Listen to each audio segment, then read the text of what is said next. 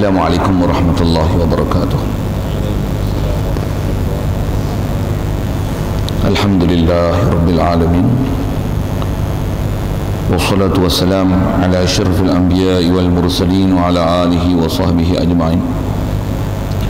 Subhanaka la ilma lana illa ma 'allamtana innaka antal alimul hakim. La hawla wa la quwwata illa billahil aliyyil azim. Rabbi syrah li sadri wa yassir li amri wahlul 'uqdatam min lisani yafqahu qawli. Allahumma iftah 'alaina bi futuhil 'arifin bik. Allahumma ij'alna minal ladzina yastami'una al-qawla fayattabi'una ahsana. Allahumma 'allimna bima jahilna wa anfa'na bima 'allamtana wa zidna 'ilman nafi'an ya rabbal alamin. Qala Allah ta'ala: A'udzu billahi minasy syaithanir rajim. Bismillahirrahmanirrahim. Fa'lam annahu la ilaha illallah. Wa qala an-nabiy sallallahu alaihi wasallam: Qulu la ilaha illallah tuflihu. Sadaqa Rasulullah sallallahu alaihi wasallam. Hadirin sekalian, alhamdulillah, pertama sekali marilah kita rasakan syukur, terima kasih ke Allah Subhanahu wa taala. Ya Allah Subhanahu wa taala, dengan limpah kurnia dan ihsan-Nya masih lagi diberikan pada kita kelangsungan hayat hingga ke hari ini. Yang kita hidup, Allah lah yang beri kita hidup.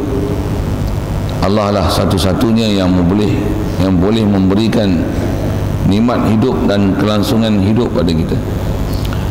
Selain pada Allah Ta'ala tak boleh memberikan nikmat hidup pada kita. Yang menghidupkan kita ialah Allah. Bukan makanan menghidupkan kita, bukan minuman menghidupkan kita, bukan oksigen menghidupkan kita. Yang menghidupkan kita adalah Allah. Alhamdulillah, Allah Ta'ala hidupkan kita pula dalam keadaan Islam. Yang kita dah dapat Islam secara percuma melalui mak ayah kita yang Islam, maka Islamlah kita. Yang dengan itu dapat kita sedikit sebanyak mengenali, walaupun tak bersungguh, kita dah dapat satu information, dapat satu pengetahuan yang Allah adalah Tuhan sebenar, yang orang yang sepatutnya kita kena ikuti dan jadikan contoh tauladan adalah Nabi kita Muhammad sallallahu alaihi wasallam. Lebih-lebih lagi syukur kita pada Allah Ta'ala, Allah SWT jadikan kita orang yang boleh dapat kenal dan faham Allah, kenal dan faham Nabi kita Muhammad SAW. Dan dengan kenal dan faham itu pula sehingga boleh membangkitkan diri kita untuk, dengan kita kenal Allah Ta'ala, boleh capai Allah Ta'ala, boleh kasih Allah Ta'ala, boleh jadikan Allah sebagai maksud hidup kita. Dan dengan kita kenal Allah Ta'ala, kita faham Allah Ta'ala, kita boleh jadikan Nabi Muhammad SAW jadi ikutan kita. Dan dengan kita kenal itu menyebabkan kasih dan cinta kita adalah hanya kepada Nabi kita Muhammad SAW. Alhamdulillah, Allah Ta'ala juga masih berikan kita kesihatan, kelapangan masa pada malam ini. Dengan limpah kurnia dan ihsan ini juga dapat kita berkumpul. Dan sekali lagi malam ini dapat mengisi satu kekosongan yang ada di masjid ini untuk memberikan satu kuliah yang tajuk terpulang pada saya cuma nisbah apa yang saya nak pilih dan nak utarakan pada malam ni. Sebagaimana mukadimah saya sebut tadi, isyarat untuk menunjukkan apa yang kesempatan saya nak guna pada malam ini adalah untuk membicarakan mengenai akidah, insya-Allah. Macam mana pun syukur kita kepada Allah Ta'ala di atas bermacam-macam nikmat Allah Ta'ala beri kepada kita. Dan sedikit peringatan di awal ni, kita dalam masjid, sedarkan diri kita adalah masjid. Masjid ialah rumah Allah, adalah tempat yang mulia. Jadi pastikan keberadaan kita dalam masjid ini tiada lain adalah untuk mencari ridha Allah, kerana Allah. Dan kosotkan keberadaan kita adalah untuk iktikaf, untuk di atas dasar taat patuh pada perintah dia dan junjung melaksanakan suruhan. yang dengan ada kesengajaan itu, dengan lafaz niat saja aku iktikaf dalam masjid ni kerana Allah Ta'ala akan menghitung dan menilai keberadaan kita dalam masjid ini sebagai satu ibadah, insya-Allah. Hadirin sekalian, kejayaan kita atas muka bumi ini adalah dengan kita kenal Allah Ta'ala. Tak ada arti hidup kita atas muka bumi ini jika kita tak kenal Allah Ta'ala, tak capai Allah Ta'ala. Semua Nabi dan Rasul yang Allah Ta'ala hantar atas muka bumi ini adalah di atas maksud supaya semua umat boleh kenal Allah Ta'ala, capai Allah Ta'ala dan faham maksud dia atas muka bumi ini adalah untuk menuju Allah Ta'ala. Yang datangnya Nabi Rasul ke alam ini Allah Ta'ala hantar sejak daripada Nabi Adam hingga Nabi kita Muhammad sallallahu alaihi wasallam adalah untuk mensedarkan kita, menyedarkan kita, memahamkan kita yang kita ini adalah dari Allah dan kepada Allah, tiada lain. Jadi kita orang yang dapat Islam ni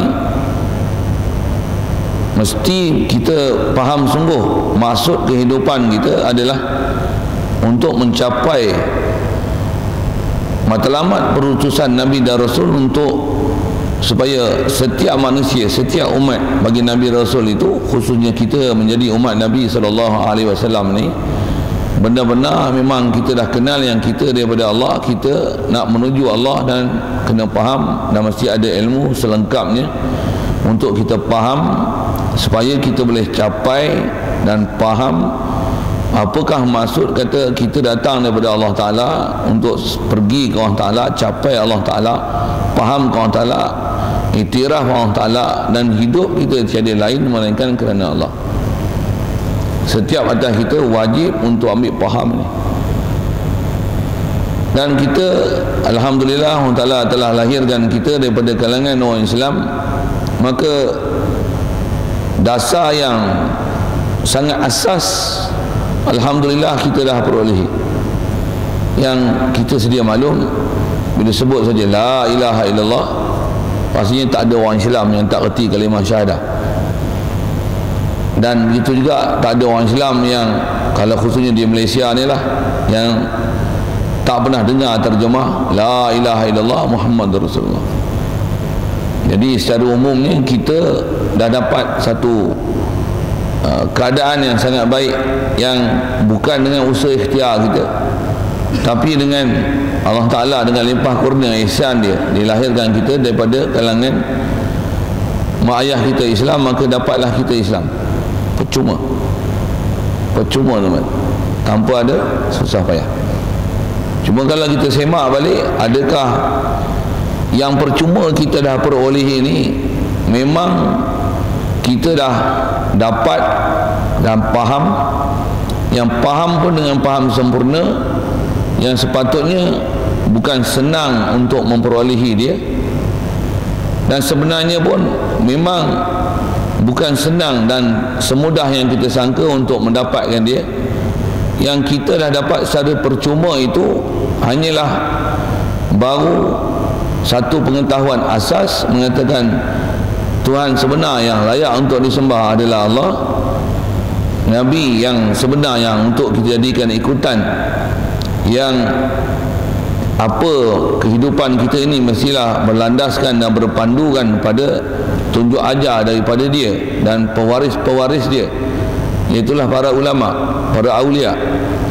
Yang kita hanya baru dapat pengetahuan yang cukup dasar, pengetahuan yang cukup asas, yang kalau kita perhati sendiri pada diri kita, pengetahuan yang begitu asas dan sangat dasar itu, kekuatan yang kita dapat faham daripada kalimah tauhid ini, kalimah syahadah ni, la ilaha illallah Muhammadur Rasulullah, kalau kita perhati elok, belum lagi apa yang kita dah dapat faham dan kita capai itu boleh menyebabkan ada sesuatu kekuatan yang ada pada diri kita untuk kita boleh hidup, untuk kita teruskan kehidupan ini menempuh kehidupan ni dalam keadaan zahir kita berada atas dunia ini, hati kita sentiasa capai, dapat dan kenal Allah Ta'ala dan rasa Allah Ta'ala 24 jam. Betul tak? Dah dapat belum? Kalau dah dapat, maksudnya memang kita dah dapat apa yang sepatutnya kita dapat. Tapi kalau kita perhati elok-elok, kalau kita boleh ibadat sekalipun, cuba perhati elok-elok ibadat yang kita buat, adakah kita dah capai maksud ibadat itu? Yang maksud ibadat ni sepatutnya ibadat yang kita buat adalah cetusan daripada kita kenal dan faham Allah. Dengan itu membangkitkan diri kita untuk kita mengabdikan diri kita kepada Dia. Ataupun adakah ibadat yang kita buat ni hanya sekadar ibadat yang ibadat lahiriah, zahir, yang nampak macam kita ni sangat patuh pada Allah Ta'ala, tapi rupanya dalam peribadatan itu sendiri pun masih kosong lagi. Betul tak? Benda ni takkan boleh tahu tuan-tuan melainkan tuan-tuan sendiri. Saya hanya jadi tukang cerita kat tuan-tuan untuk tuan-tuan dengar, dan tuan-tuan boleh menilai, boleh meneliti, boleh mengkaji, boleh menghalusi. Dan tempat nak pandang itu adalah kita sendiri. Dan kita itu kita tengok zahir kita, antara yang kita kena tengok adalah batin kita, hati kita. Yang kalau saya sebut tadi contoh salat, ibadat yang khusus, begitu juga kalau kita baca Quran, hatta kalau kita berzikir sekalipun, kalau kita perhati, adakah zikir kita itu di atas zikir kita yang kita kenal Allah, faham Allah. Dengan kita faham dan kenal Dia itu, maka kita terdorong untuk menyebut Dia, sebut dengan ada feel, ada rasa dalam hati, dan sebut dengan kenal, sebut dengan membesar dan mengagungkan Dia. Ataupun kita sebut hanya sekadar membilang-bilang sebutan, tetapi hati kita kosong.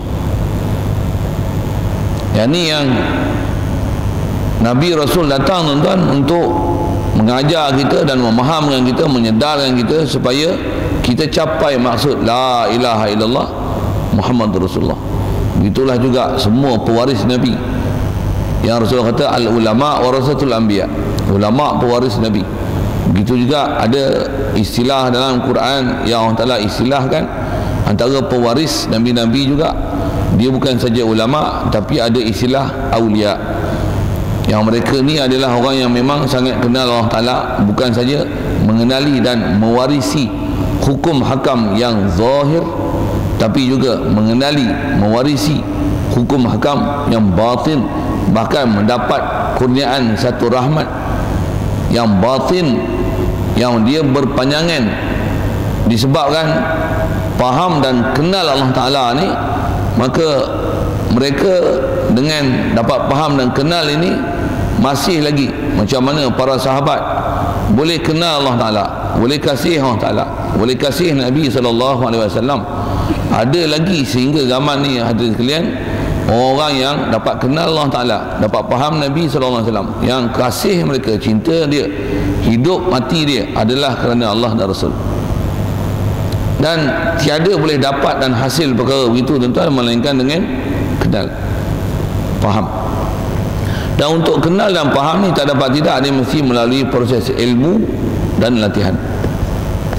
Kalau kita perhati dalam kehidupan kita, kita ni proses kenal, ilmu, latihan ni, kalau kita lihat perjalanan hidup kita tuan-tuan, sangat nipis untuk kita boleh capai apa yang sepatutnya. Dengan sekali lalu saya sebut tadi, untuk kita boleh capai tahap itu. Kenapa? Antara sebab dia kerana ilmu kita yang begitu nipis, khususnya dalam bab-bab ketuhanan. Begitu juga ilmu kita yang khususnya dalam bab-bab kerasulan. Begitu juga kalau saya sebut begitu nipisnya pengetahuan kita terhadap ilmu pengetahuan Islam itu sendiri. Kalau ada yang kat kita orang sekalian, rata-ratanya orang Islam kita, kalau ilmu Islam yang dia ada pun setakat mana? Setakat kenal rukun Islam, rukun iman. Boleh kenal apa? Sejarah Nabi SAW, belajar sirah.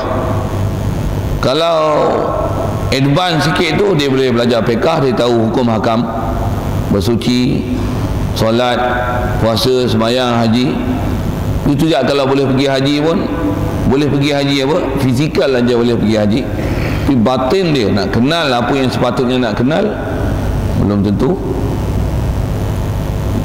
Asal saya nak sebut adalah ada yang dapat pengkhususan dari segi ilmu Islam dia dalam bab knowledge, dalam bab hukum ahkam ini, dan ada yang mungkin lebih advance sikit, boleh tahu bahasa Arab, boleh duduk pengajian sekolah agama pondok, baik sekolah agama kerajaan tu, agama yang swasta ke, ataupun pengajian-pengajian pondok yang istilahnya dapat satu pengetahuan yang lagi advance lah dari sudut pengetahuan dia mengenai agama, boleh tahu nahwu, sorah, bahasa Arab dan sebagainya, untuk ada pengetahuan dan alat untuk boleh memahami agama dengan lebih baik. Macam mana pun kalau berarti tuan-tuan, budaya dalam masyarakat kita dalam masalah pengetahuan ni hanya berkisar sekadar ini saja. Apa dia? Kalau nisbah ilmu Islam, dia hanya belajar apa? Belajar hukum hakam, fiqh, sama ada bab ibadat, muamalat, munakahat, jinayat. Kalau handal sekalipun dalam bab ni, handal sekalipun bahasa Arab, handal sekalipun dalam bab nahwu, saraf, balaghah, mantik dan sebagainya, sampai komunikasi pun sangat pakar cakap Arab, tapi ada benda yang tertinggal di situ. Apa dia? Kenal Allah Ta'ala masih nipis dan kurang. Ini realiti dalam masyarakat kita sekalian. Yang kita begitu sedikit latihan. Kalau sebelum latihan tu pengetahuan, kefahaman mengenai bab ketuhanan ini, yang dasarnya bila sebut ketuhanan mesti kita nak dapatkan tauhid Allah Ta'ala, mesti kenal Allah Ta'ala, tauhid. Jadi kenal Allah Ta'ala tu yang ada isyarat ulama kita sebut awaluddin ma'rifatullah. Awal-awal agama ni adalah kenal Allah Ta'ala. Kenal tu antara huraian kenal tu apa? Faham dan boleh tauhidkan dia. Dan tauhidkan Allah Ta'ala ni pun yang selalu kita dapat begitu nipis tuan-tuan, hanya sekadar kata Allah Ta'ala satu. Yang tu memang kita dapat. Yang tu kalau tak dapat memang celaka besar lah. Kita hanya faham Allah Ta'ala satu, tiada yang kita sembah melainkan hanya Allah. Sembahan kita hanya beri pada dia. Yang ni adalah pengetahuan tuan, masih istilahnya pengetahuan yang sangat asas, sangat basic. Dan pengetahuan macam ni kalau kita dapat melalui mak ayah kita, apa yang saya sebut warisan tadi, masih istilahnya Islam dan iman taklid. Islam dan iman warisan. Pasal apa? Tak ada apa-apa lagi. Kita je perasan macam kita dah bagus dah, tapi kalau kita berhati, sebenarnya apa? Tak ada apa-apa lagi. Baik, betul ke ada apa-apa ke tak ada apa-apa tu? Itu yang kalau kita sebut, misal nak sebut mengenai yang kita dah faham dan kenal kan, kalau kita sebut tang tu pun maksudnya soalan yang bab ni kita dah faham kenal tak tentang kalimah syahadah ni. Kalau nak jawab soalan tu pun saya berani kata yang tu pun fail dah. Adakah kita faham dan kenal la ilaha illallah ni? Yang tu pun fail dah. Fail tak tuan-tuan? Setakat tiada Tuhan disembah melainkan Allah, Nabi Muhammad pesuruh Allah, tu saya kata kalau tak tahu ni memang celaka besar. Kalau saya bagi satu kertas kajang ke apa, suruh tuan-tuan buat esei tentang apa tuan-tuan faham la ilaha illallah misalnya, nafi isbat yang kita nak faham, dan bila sebut la ilah, apa beza antara ilah, bila sebut Allah, apa yang nak diisbat, apa yang nak dinafi. Sebelum nafi isbat terbalik saya sebut tu, apa yang nak dinafi, apa yang nak diisbat, apa yang kita nak tauhidkan. Selain daripada kita faham tauhid tu, mesti itikad Allah saja yang layak disembah, hanya Tuhan yang satu. Kalau bagi satu layang kertas, bagi layang kertas, agak-agak berapa layang kertas tuan boleh bagi hurai dalam bab ketuhanan, agak-agak lulus ke fail? Kalau fail ni macam mana tuan-tuan? Beriman tak beriman lagi? Kalau iman pun iman apa? Masih iman taklid. Satu kalau saya sebut takat kita kata Allah satu, Nabi Muhammad mesti kita ikut. Yang layak disembah hanyalah Allah Ta'ala. Yang kita duk belajar bersuci, semayang, muamalat, munakahat, jinayat sikit-sikit. Bahasa Arab pun boleh lah sikit-sikit. Ada ikut kuliah tasawuf, boleh ulang alik pergi masjid, jaga semayang fardu. Yang tu pun kalau tengok apa, sikit-sikit, dan ingat Allah Ta'ala pun dalam semayang macam mana juga sikit-sikit. Yang kalau kita perhati kehidupan kita, kalau atas kira 24 jam tuan-tuan, 24 jam ni kalau katalah kita boleh semayang campur zikir, wirid, apa dan sebagainya, sejam boleh tak? Okey tak? Maksud saya okey tu boleh kira macam tu. Kalau semayang, sebelum semayang, lepas semayang, katalah 10 minit khas untuk ibadat ni, 10 minit. Jadi kalau 5 waktu, 50 minit, betul tak? Jadi buahlah sejam. Kita upgrade sikit lah, buahlah 2 jam, campur zikir, campur duduk dalam masjid, campur iktikaf, campur majlis ilmu, 2 jam. Tinggi sikit lah, 3 jam lah bubuh. Bubuh pergi gitu kan. Nak tunjukkan bagus sikit lah kita ni kan. Dah cukup bagus ke? Sikit kalau kita renung satu ayat Quran, Allah Ta'ala kata apa? Wa ma khalaqtul jinna wal insa illa liya'budun. Tidak adalah penciptaan aku kepada jin dan manusia ni melainkan adalah pengabdian diri kepadaku. Boleh faham tak? Kenapa apa? Kena apakah penciptaan yang berlaku yang Allah Ta'ala buat kepada kita, begitu juga golongan jin, untuk apa? Pengabdian diri. Kalau kita selalu sebut terjemah tu ibadat. Okey, kalau ambil makna biasa untuk ibadat kepada aku. Bila faham ibadat ni mesti ada ubudiyah. Mesti ada sifat penghambaan diri kita pada Allah Subhanahu Wa Taala. Adakah 24 jam kita bagi 3 jam dengan saya sebut tadi tu, dengan semayang apa dan sebagainya, itu dah diistilah sebagai mengabdi diri pada Allah Ta'ala? Cukup? Tak cukup? Itu berapa jam? Sepatutnya every times, bukan sometimes atau several times, ataupun apa times itu, ataupun half times, part times. Sepatutnya every times. Bahkan ada di kalangan kita no times dengan Allah Ta'ala. Very short times. Kalau ada times yang tertentu pun, is it true that kita fulfill untuk Allah Ta'ala, fulfill, setelah sempurnakan pengibadatan kita pada Allah Ta'ala dalam times yang kita beri itu? Kalau kita baca Quran katalah sejam, adakah sejam kita baca Quran tu kita dah fulfill, kita telah sempurnakan pengabdian diri kita sebagai hamba? Kita baca Quran dengan penuh rasa taat, patuh, hina. Kita ni hamba Allah, kita mengiktiraf Allah adalah akbar, Allah adalah hebat, He is so great. Adakah kita baca dengan menghormati Al-Quran yang kita rasakan ni kalamullah, dia ada satu value yang sangat tinggi? Kita ni baru baca je pun, kalau baca pun, kalau peringkat hafal baru nak hafal, kalau dah hafal pun baru hafal. Faham tak? Belum lagi rasa tak, Allah kerdilnya aku, ya Allah banyak lagi kerja aku nak buat untuk aku abdikan diri padamu. Adakah kita dah fulfillkan rasa pengibadatan kita pada Allah Ta'ala macam ni, ataupun kita dah rasa I'm okay what else I want to sacrifice untuk Allah Ta'ala, I'm okay Ada yang tak sembahyang langsung, aku dah hafal Quran, boleh baca doa, contohlah kan, macam dah rasa hebat tak kita? Dah rasa hebat belum? Ada rasa macam tu tak? Ada. Tapi hebat ke tak hebat lagi macam tu? Tu saya sebut, kalau kata kita dah rasa macam tu pun, kalau 24 hours tu ada 3 hours kita dah fulfillkan peribadatan kita macam tu pada Allah Ta'ala, dah jadi hamba ke belum? Hamba ke macam ni? Belum. Ini bukan hamba tau. Apa bahasa nak sebut kan? Masih kurang ajar. Contoh kot bahasa ni, orang ulu ni bahasa kasar lagi kan? Masih tak kenal lagi Allah Ta'ala. Sepatutnya kita kenal Allah Ta'ala macam mana? Full time dengan Allah Ta'ala.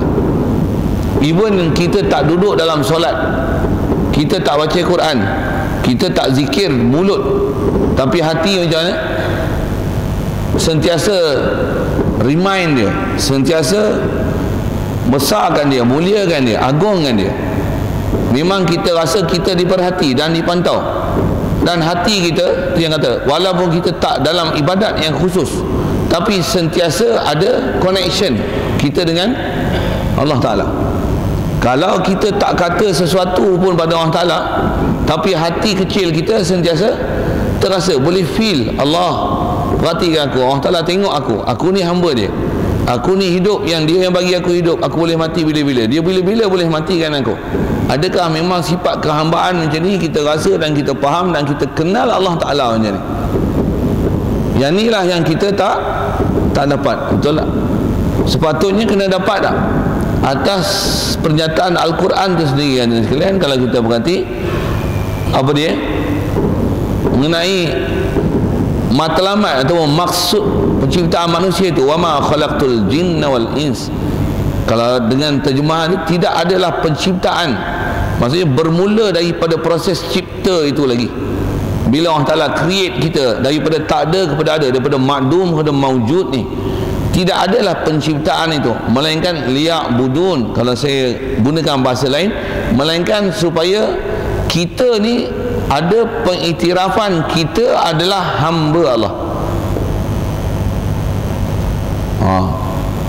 Macam mana nak bagi capai macam tu? Yang bila Allah Ta'ala dah create kita, yang tercreate yang kita ni sebagai manusia ataupun jin, kita selalu faham mengabdikan diri pada Allah Ta'ala ni, kita faham sembahyang, puasa, zakat yang dalam waktu tertentu saja. Pula tu yang ibadat zahir saja, yang sepatutnya kefahaman atas apa yang telah disyarahkan oleh ahli ulama, oleh para awliya, oleh orang yang arifin yang kenal Allah Ta'ala ni. Maksud ayat Quran itu adalah untuk menunjukkan bahawasanya dengan terciptanya kita dan kita sedar kita ni ialah makhluk Allah, dan kita sedar Allah adalah khaliqi, Allah adalah yang menciptakan aku, dia khaliq, kita makhluk, jadi dia khaliquna, dia khaliqiyah, dia yang mencipta aku. Bila dia pencipta aku, mesti ada connection tak dengan dia? Berapa banyak, berapa lama, berapa times yang mesti ada connection kita dengan dia? Sepatutnya full times. Saya buat misal, contoh, kalau kita ada mak ayah kita masih hidup, berapa connection kita dengan mak ayah kita enggak?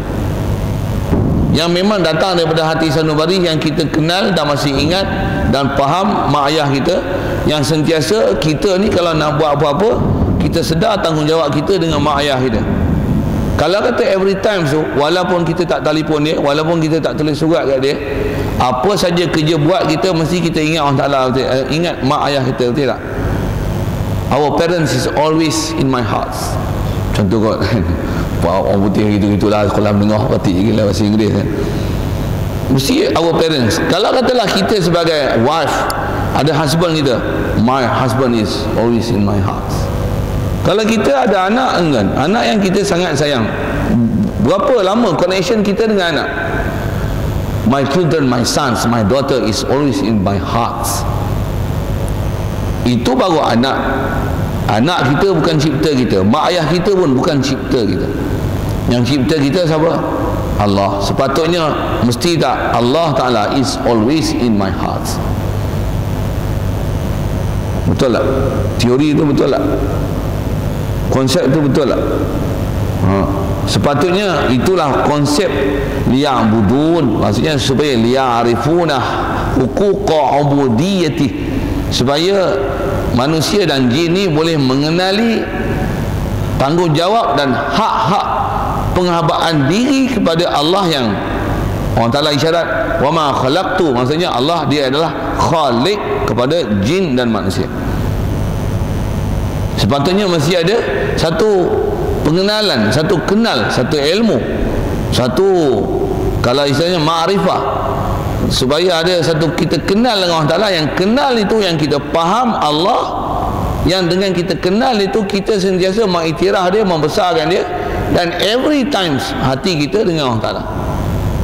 Yang saat kemuncak dia bukan saja yang every times, kalau untuk menambahkan lagi rasa dan pengiktirafan kita pada Allah, yang Allah mencipta kita dengan segala sifat kesempurnaan yang ada pada dia, yang kita dah kenal, untuk orang kata dekatkan lagi, hampirkan diri kita lagi dengan Allah Ta'ala tu, kita dirikan salat.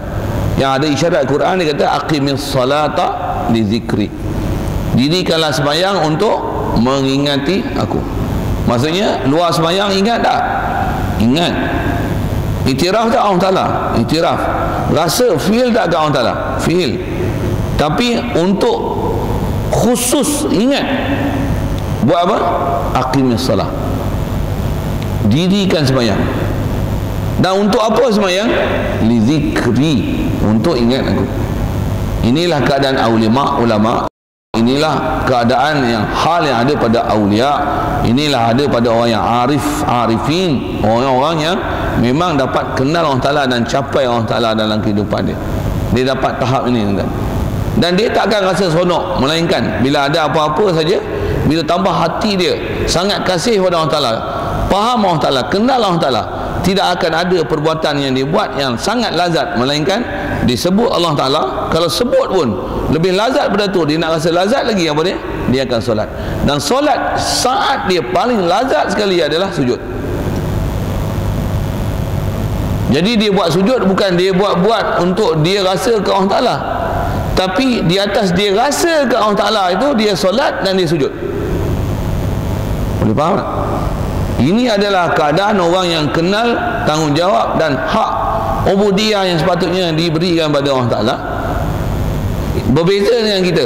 Kita macam mana? Tak ingat Allah Ta'ala, nak bagi ingat macam mana?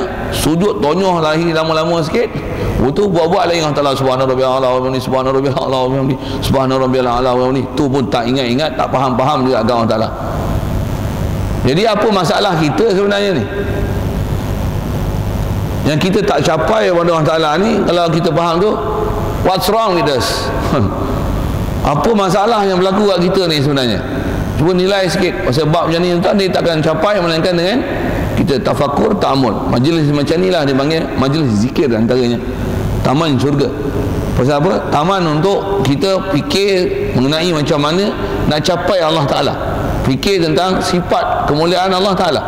Memikir tentang zat dia yang sepatutnya kita kena capai, yang kita kenal dia sepatutnya. Majlis macam ni lah yang disebut taman syurga, dan dia lah semula-mula majlis ilmu. Kalau majlis sebut ahkam, fiqah, semayang dan sebagainya, nak berbanding dengan majlis yang kita duduk berbicara macam ni, ini ialah asyraful majlis. Ini adalah semulia-mulia majlis. Macam majlis untuk supaya kita capai Allah Ta'ala, dapat Allah Ta'ala, faham Allah Ta'ala. Yang Rasulullah hadis syahadat dalam hadis dia, dalam hadis kursi, Rasulullah Allah Ta'ala sendiri pernah firman, bila hadis kursi ini maksudnya datang pada Allah Ta'ala cuma wording daripada Rasulullah SAW. Allah Ta'ala kata apa? Wajabas mahabbati lil mutajalisina fiyya. Pasti akan dapat rahmat daripada aku, daripada bagi sesiapa yang duduk semajlis fiyya, kerana aku, kerana nak capai aku, nak faham aku. Itu juga ada sambungan daripada hadis tu, disebut wajabat mahabbati lil mutajalisina lil mutazawirina fiyya. Orang yang duk berziarah satu sama lain kerana aku. Jumpa, sembang apa? Bab ketuhanan, kenal Allah, faham Allah, capai Allah. Yang kenal kita daripada Allah, nak menuju ke Allah Ta'ala.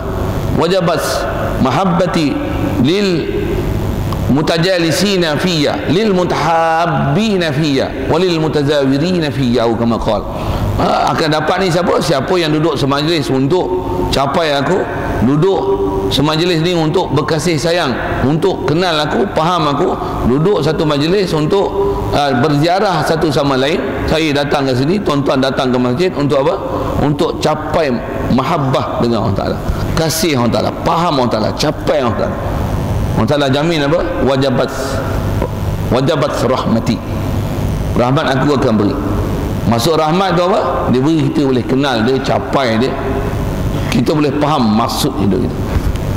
Jadi kesempatan ni ambil, insya-Allah untuk sedikit sebanyak malam ni kita kongsi apa maksud hidup kita. Dan atas kata kenal itu, kenal sepatutnya yang sangat asas yang saya sebut tadi adalah memang kita dapat kata Allah Ta'ala satu, tiada Tuhan selain dia. Yang tu adalah pengetahuan yang sangat asas yang saya sebut tadi. Kalau atas huraian ulama pun dia kata apa? Pengetahuan yang kita dapat selama ni yang macam tu, kalau bukan dengan satu majlis ilmu yang khas untuk kita capai Allah Ta'ala, faham Allah Ta'ala, masih Islam kita kalau atas nama iman itu, yang kita memang terima di hati Allah sebagai Tuhan, Rasulullah SAW adalah utusan Allah Ta'ala, istilahnya masih Islam. Tak, kalau kata iman tu masih iman taklid, masih nama iman taklid. Orang taklid ni atas sebut ulama kata dia iz kullu man qallada fit tauhid imanuhu lam yakhlu min tardidi. Orang yang taklid dalam iman macam ni maksudnya kesungguhan, kekuatan, basement dia yang tak kuat macam ni yang hanya sebabkan keturunan dan pengetahuan yang sangat asas ni, kata dia imanuhu lam yakhlu min tardidi, iman dia tak dapat tidak daripada kegoncangan. Dia boleh bergoncang tu. Buat misal mudah, kita duk main masjid, betul tak?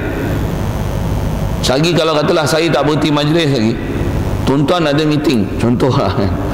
Sekarang kita bicara tentang masalah nak kenal Allah Ta'ala, katalah tuan-tuan tengah syok ke ni, orang tak ada meeting ke, tuan-tuan ada penyumpaan ke apa tu seumpamanya lah, time tengok dah sampai, saya tak habis lagi, tuan-tuan pilih majlis ni ke tuan-tuan pilih majlis sana?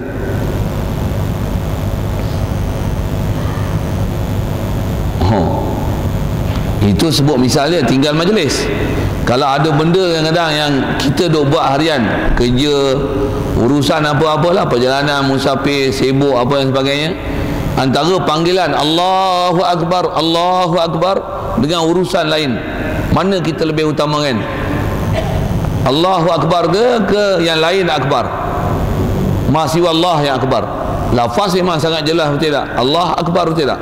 He's great, He's the greatest of all. Tak ada yang somebody yang boleh compare dengan dia. Untuk laung Allahu Akbar, bukan sekali baru datang peringatan kan, Allahu Akbar, Allahu Akbar, Allahu Akbar, Allahu Akbar. Do we understand it? Faham tak? Capai tak lagi? Kalau kita capai macam mana? Boleh duduk diam tak? Boleh selamba sardin tak? Allah Akbar ni tak boleh duduk diam kan? Macam kita kata kalau kita duduk dalam askar, sebuah askar ni dia nampak tegas sikit kan. Bila ada waktu yang memang telah diberikan satu arahan, kalau dengar je seren ni, kau mesti duduk di atas peta padang, pakaian lengkap tak lengkap tu tengok arahan lah, katalah pakaian lengkap atas padang dalam masa 10 minit, duduk di barisan betul-betul. Mana tempat duduk kau, bunyi je, kenal tak? Faham tak seren tu? Kalau askar macam mana? Macam mana? Kelang kabut tak bila dengar tu? Pasal apa dia kelang kabut? Pasal dia kenal dan dia faham. Bunyi tu, arahan itu dikenal. Kelang kabut tak? Kita dengar Allah Akbar macam mana? Kelang kabut tak? Masalah tak kelang kabut pasal apa? Sebut lah tu sebut apa? Sebut batu ke kayu? Allah, Allahu Akbar. Ada rasa apa-apa tak? Tu bukti kita punya iman taklid lagi. Kita tak kenal lagi Allah yang kita dah sebut ni. Pasal apa? Kita tak sebut dia dengan feel.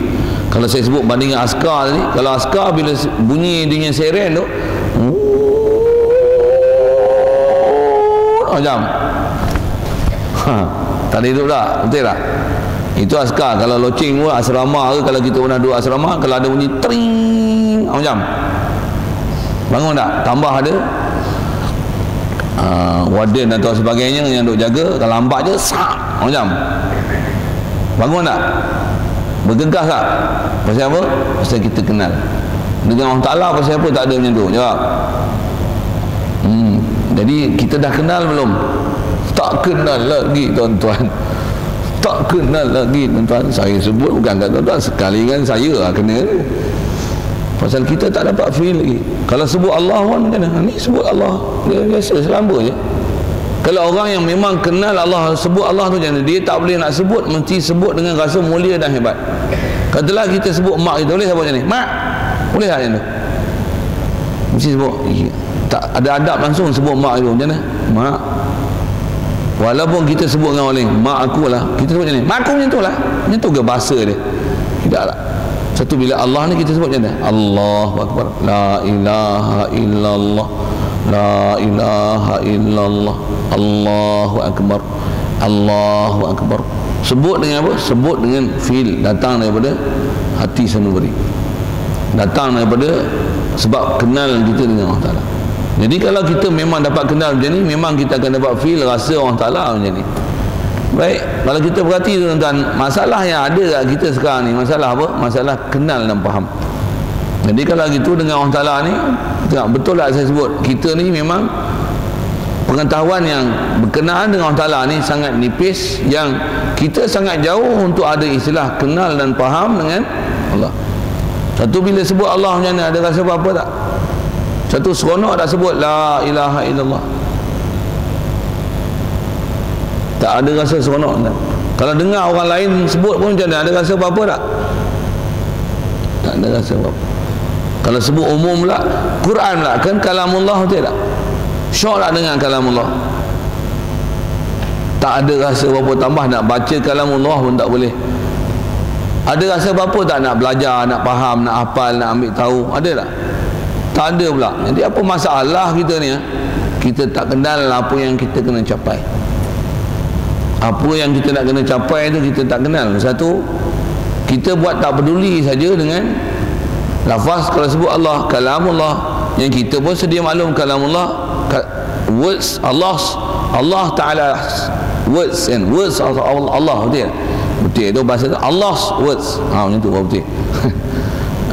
Maksudnya Allah words ni belong to Allah.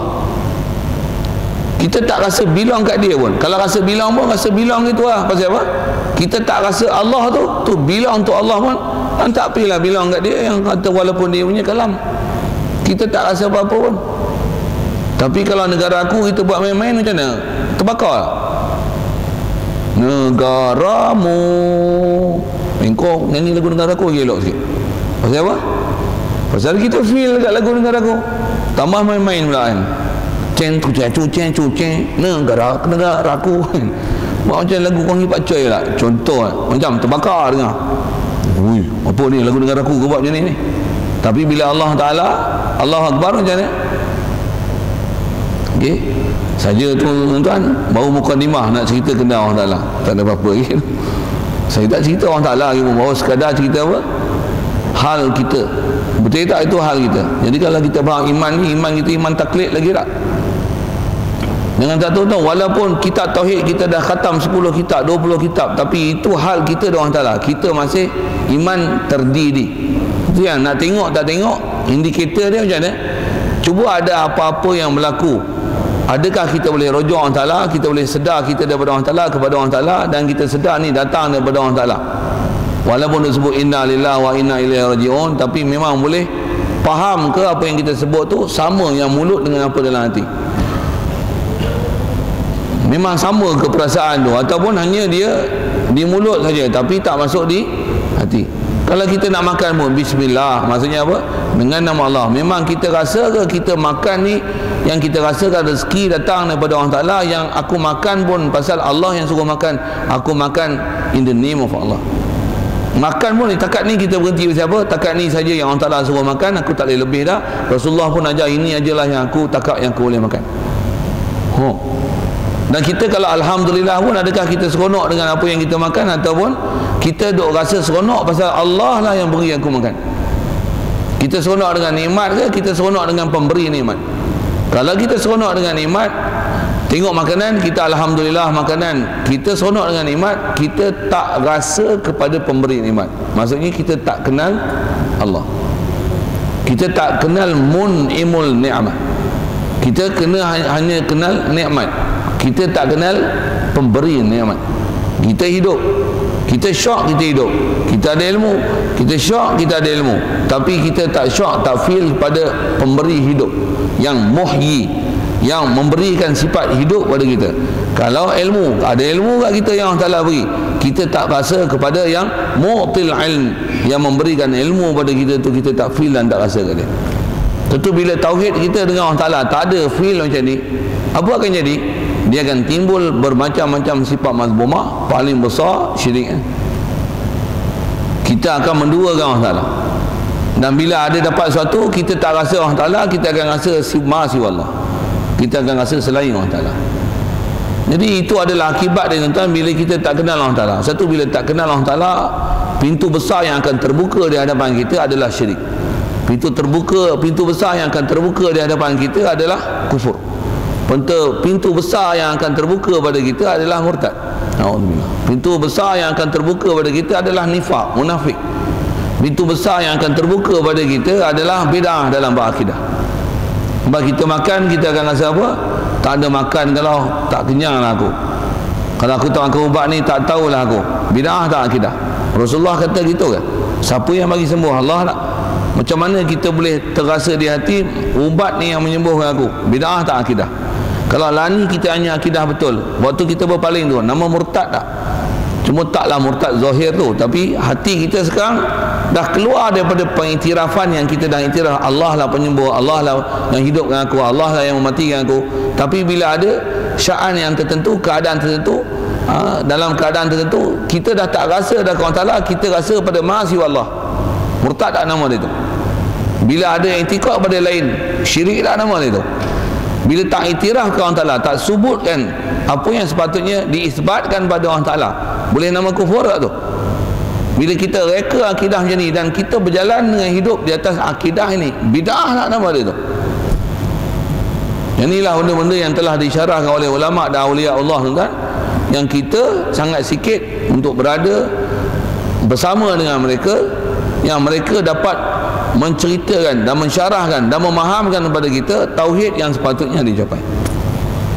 Di atas kesempatan malam ni, sikit sebanyak rasanya saya nak sebut supaya apa yang kita dah sebut, yang kata hal kita yang kekurangan ni, boleh setidaknya untuk membangkitkan kita untuk mencari, dan apa yang insyaAllah apa yang nak diberi ni sikit sebanyak boleh mengenalkan kita dengan Allah Ta'ala, supaya kita boleh rasa dalam hati.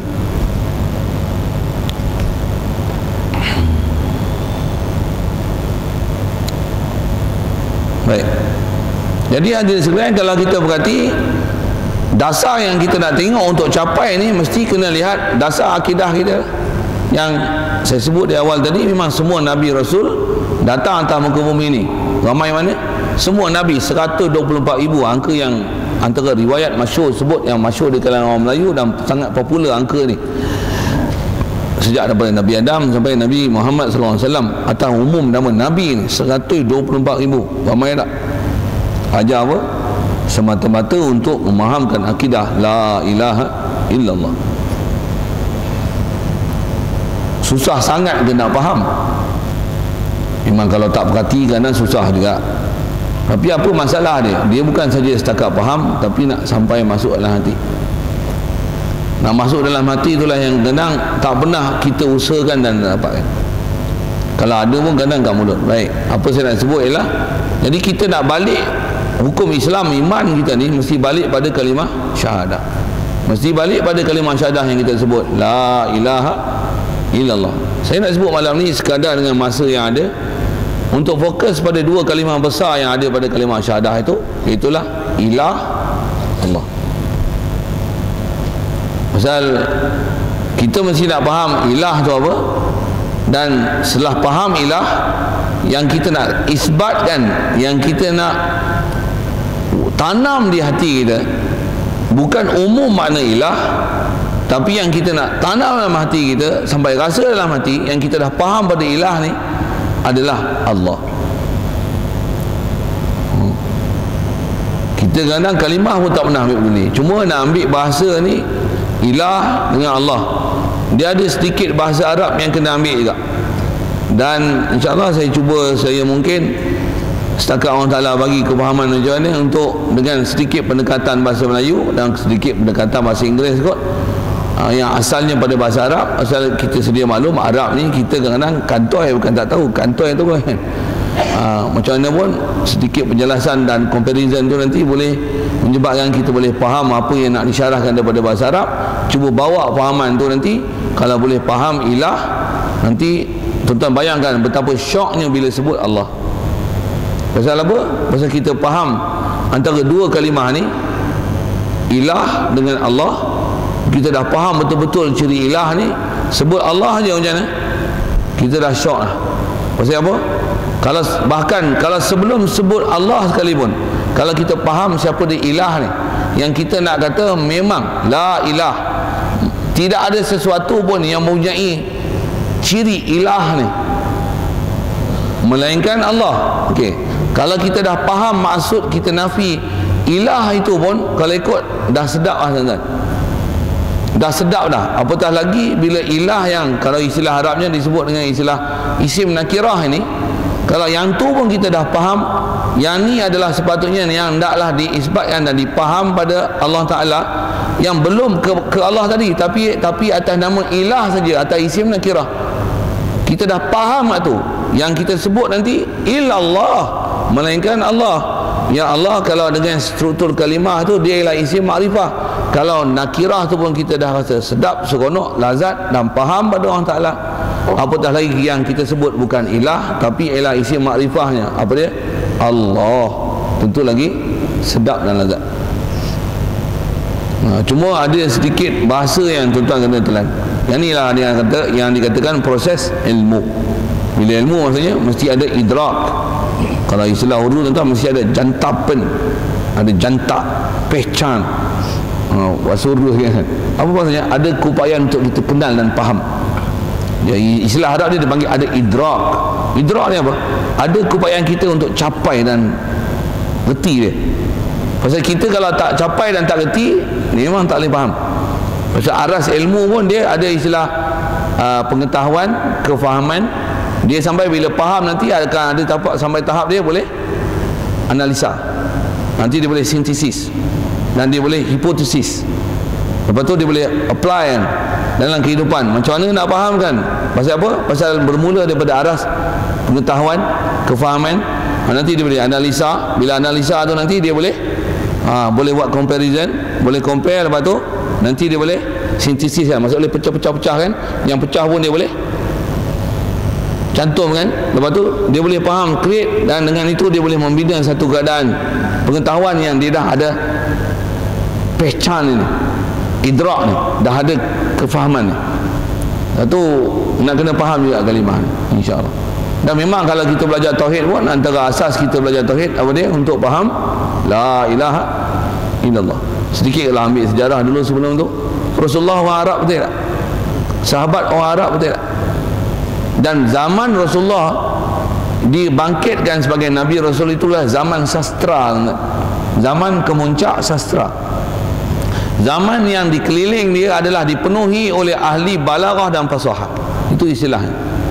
Maksudnya dikeliling dia ialah balaghah dan fasaha Arab yang sangat pakar memahami kalimah Arab. Bila Rasulullah kata je qulu la ilaha illallah, datangnya Quran, fa'lam annahu la ilaha illallah. Macam mana? Dia orang sangat faham tak? Satu, para sahabat bila diduduk zaman fasahah dan balaghah ni, Rasulullah kalau dengan apa dia cakap itu dah cukup untuk memahamkan apa maksud dia kata la ilaha illallah, qulu la ilaha illallah, fa'lam annahu la ilaha illallah. Sebut tu saja kafir Quraisy semua melenting habis, bangun terus kelahi dengan Rasulullah. Alihadza jama'tana. Dia naik atas bukit Safa, Rasulullah kata ana lakum nadhirum mubin, qulu la ilaha illallah. Sebutlah la ilaha illallah. Terus bangkang kan. Alihadza jama'tana. Pasal ini kau himpun kami. Ada orang bangkang. Pasal apa? Pasal dia orang tak faham bahasa Arab. Kat tuan-tuan ada rasa apa-apa bila sebut la ilaha illallah? Dengar saya sebut, baru mengesot nak kenal. Baru nak kenal, baru nak belajar apa dia ilah, apa dia Allah. Jauh lagi tak kita? Jauh lagi tuan-tuan. Satu, kita tak rasa apa sebut la ilaha illallah. Kita orang kafir, dia dengar la ilaha illallah, ada rasa apa? Kau sebutlah la ilaha illallah, nothing I want to worry about. What's matter? La ilaha illallah. Macam ni orang Islam la ilaha illallah pun, kalau zikir pun la ilaha illallah, la ilaha illallah. Ke mana? Tak ke mana lah. Duduk macam tu juga. Duduk macam tu juga. Jadi pasal apa dia tak risau, dia tak takut? Pasal apa? Pasal dia pun tak faham, yang kita yang orang Islam pun tak faham. Bayang tengok Rasulullah dia datang zaman sastra, lontar je fa'lam annahu la ilaha illallah, qulu la ilaha illallah tuflihu. Macam terus tuan, fa idahum fariqan yahtasimun. Dua puak tu Islam kafir, baru la ilaha illallah Islam kafir. Terus pisah. Okey. Jadi kalau faham tu mahal tak kalimah tauhid ni? sikit cerita lagi tuan, untuk faham kalimah tauhid yang kata dia mahal tu. Dia memang mahal tuan, pasal dia sangat asas. Satu, mahal tak mahal dia, bayang tu orang kafir boleh jadi Islam macam tak? Baca Fatihah ke, baca seluruh Quran 30 juzuk ke sebut la ilaha illallah Muhammadur Rasulullah. La ilaha illallah Muhammadur Rasulullah. Mahal tak kalimah ni? Ada rasa tak mahal dia tu? Rasa mahal dia. Apa mahal tu? Boleh cerita sikit tak? Baru nak cerita. Tu pun berapa orang yang nak faham saya tak tahu. Entah nak berhenti lah apa. Ustaz ni kan lama sangat. Azan pun tak lagi katanya. Azan tak kira habis kita azan. Pasal tu bila minta tanya itu saya kata lepas habis lagi kita azan. Lagi potong steam lah kan. Tengah-tengah syok azan. Lepas tu nak sambung steam tu balik. Dia nak buat kuih apam tengah-tengah gelegak tu, tutup api, tu panaskan balik jam. Plank tu habis penat dia cerita setengah jam. Okey, sikit analogi macam tu lah.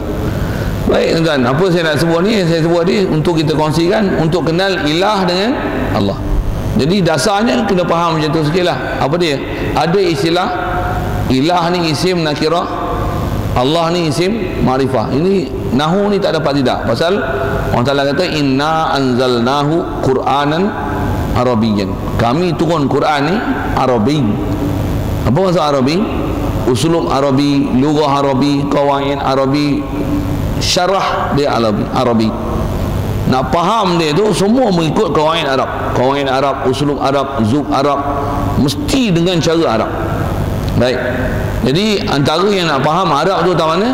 Ilah ni isim nakirah, Allah ni dipanggil isim ma'rifah. Kita kenalan dulu. Pasal tuan-tuan kalau boleh kenal dan ni pun tuan-tuan nanti dah syok lah. Pasal ilmu ni tuan-tuan dia makin dapat sepatutnya makin kenal Allah Ta'ala makin lazat betul. Memang macam tu tuan-tuan akan dapat nanti bila belajar tauhid ni insya-Allah. Saya pun masa saya punya proses mengaji tuan-tuan, walaupun tok guru cerita sikit benda aja. Kadang-kadang ada tok guru yang sangat sibuk bila kita dengar hanya dia cerita tentang isim makrifah nakirah aja. Kita dapat faham nakirah makrifahnya, rasa macam nak lompat ke bawah. Pasal apa kan? Pasal seronok. Orang ini dapat faham.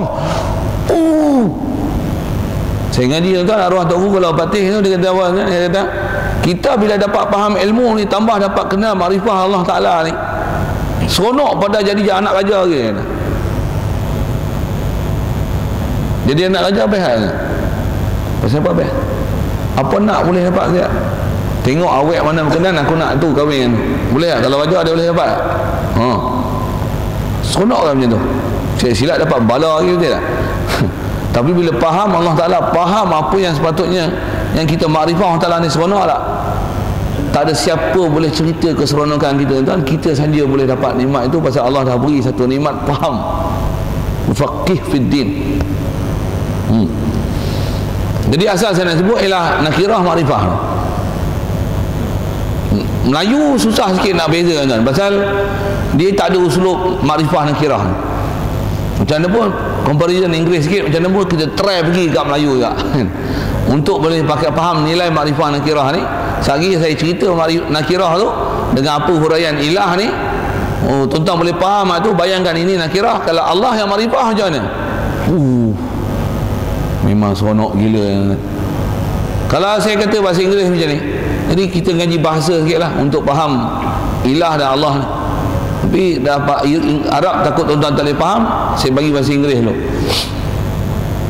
Kalau saya kata I saw a tiger, another word saya kata macam ni, I saw the tiger. Tuan-tuan boleh beza tak? I saw a tiger dengan I saw the tiger. What is the difference between these two words, these two sentences? I saw a tiger, I saw the tiger. Kalau a tiger, it can be any tiger, dan tiger tu tak mention, unknown, unspecific punya tiger. Tapi kalau saya sebut the tiger, dia maksudnya tiger yang spesifik. Boleh? Ada guru bahasa sini lagi pakar. Saya share kan, saya pun kata bahasa Inggeris mana dulu ambil SPM pun malas nak belajar bahasa Inggeris, tak minat langsung. Tapi tak minat pun dapat kredit je lah, tapi tak dapat lah distinction, tak faham tu. Jadi bila kita faham a tiger dengan the tiger ni, the tiger ni lah kalau bahasa Arabnya dia panggil isim makrifah. Kalau The tu balik. A tiger ni makrifah, the tiger ni adalah A tiger ni adalah nakirah, the tiger ni adalah makrifah. Itu kalau kita tak faham persis ni tuan-tuan, kita akan belajar bahasa Arab, dia akan blank, blur, tak faham, tumpul. Pasal apa? Pasal tak boleh compare ni. Macam kita sebut madrasatun al-madrasah, saja ke Arab balik. Antara yang menyebabkan jadi makrifah ni, kalau orang putih dia ada a dengan de ni. Kalau bahasa Arab dia dah cukup dengan alif lam ni. Kalau madrasatun, it could be any madrasah. Satu dunia punya madrasah, kita boleh kata madrasah kerajaan ke, madrasah yang personal punya ke, private punya ke, tak kira lah tempat ada proses PMP ni, dia dipanggil madrasah. Contoh, itu madrasah. Tapi al-madrasah, walaupun hanya al-madrasah, dia akan makna apa? Mesti spesifik punya madrasah dengan makna madrasah tertentu. Sikit kalau saya buat misal contoh ayat Quran untuk fahamkan makrifah dan nakirah ni. Kalau saya kata gharun, ghar, apa ghar? Gua. Quran sebut idhuma fil ghar. Pendek je ayat tu. Pernah dengar ayat tu kan? Kalau kita biasa dengar ikut kuliah apa, ayat ni cerita waktu Rasulullah dan Sayyidina Abu Bakar berada dalam gua Sur, proses hijrah. Idhuma fil ghari idh yaqulu li sahibihi la tahzan innallaha ma'ana. Saya nak fokus pada mana? Idhuma fil ghar. Ada alif lam tak? Walaupun tak sebut alif lam apa. Ghar tu sebut ghar je, gua. Gua mana? Gua yang ada alif lam. Mention ke tak mention? Mention. Ghar apa tu? Ghar Sur. Macam mana boleh faham alif lam? Berbanding kalau katalah bukan Quran. Pasal Quran tak boleh nak diolah, tak boleh nak diubah. Izhuma fi gharin, tak ada alif lam, dia boleh jadi ghar mana? Mana-mana gua. Boleh jadi gua tempurung kot. Tapi maksud dia macam tu ke? Tak, dia takkan lari pergi situ punya. Dia mesti izhuma fil ghar. Ghar mention, pergi tengok sebab nuzul, kisah dan sebagainya, historical ayat Quran itu. Dia memang gua tu gua Sur dalam proses hijrah. Boleh faham? Nak makrifah nakirah tu. Bahasa Melayu apa?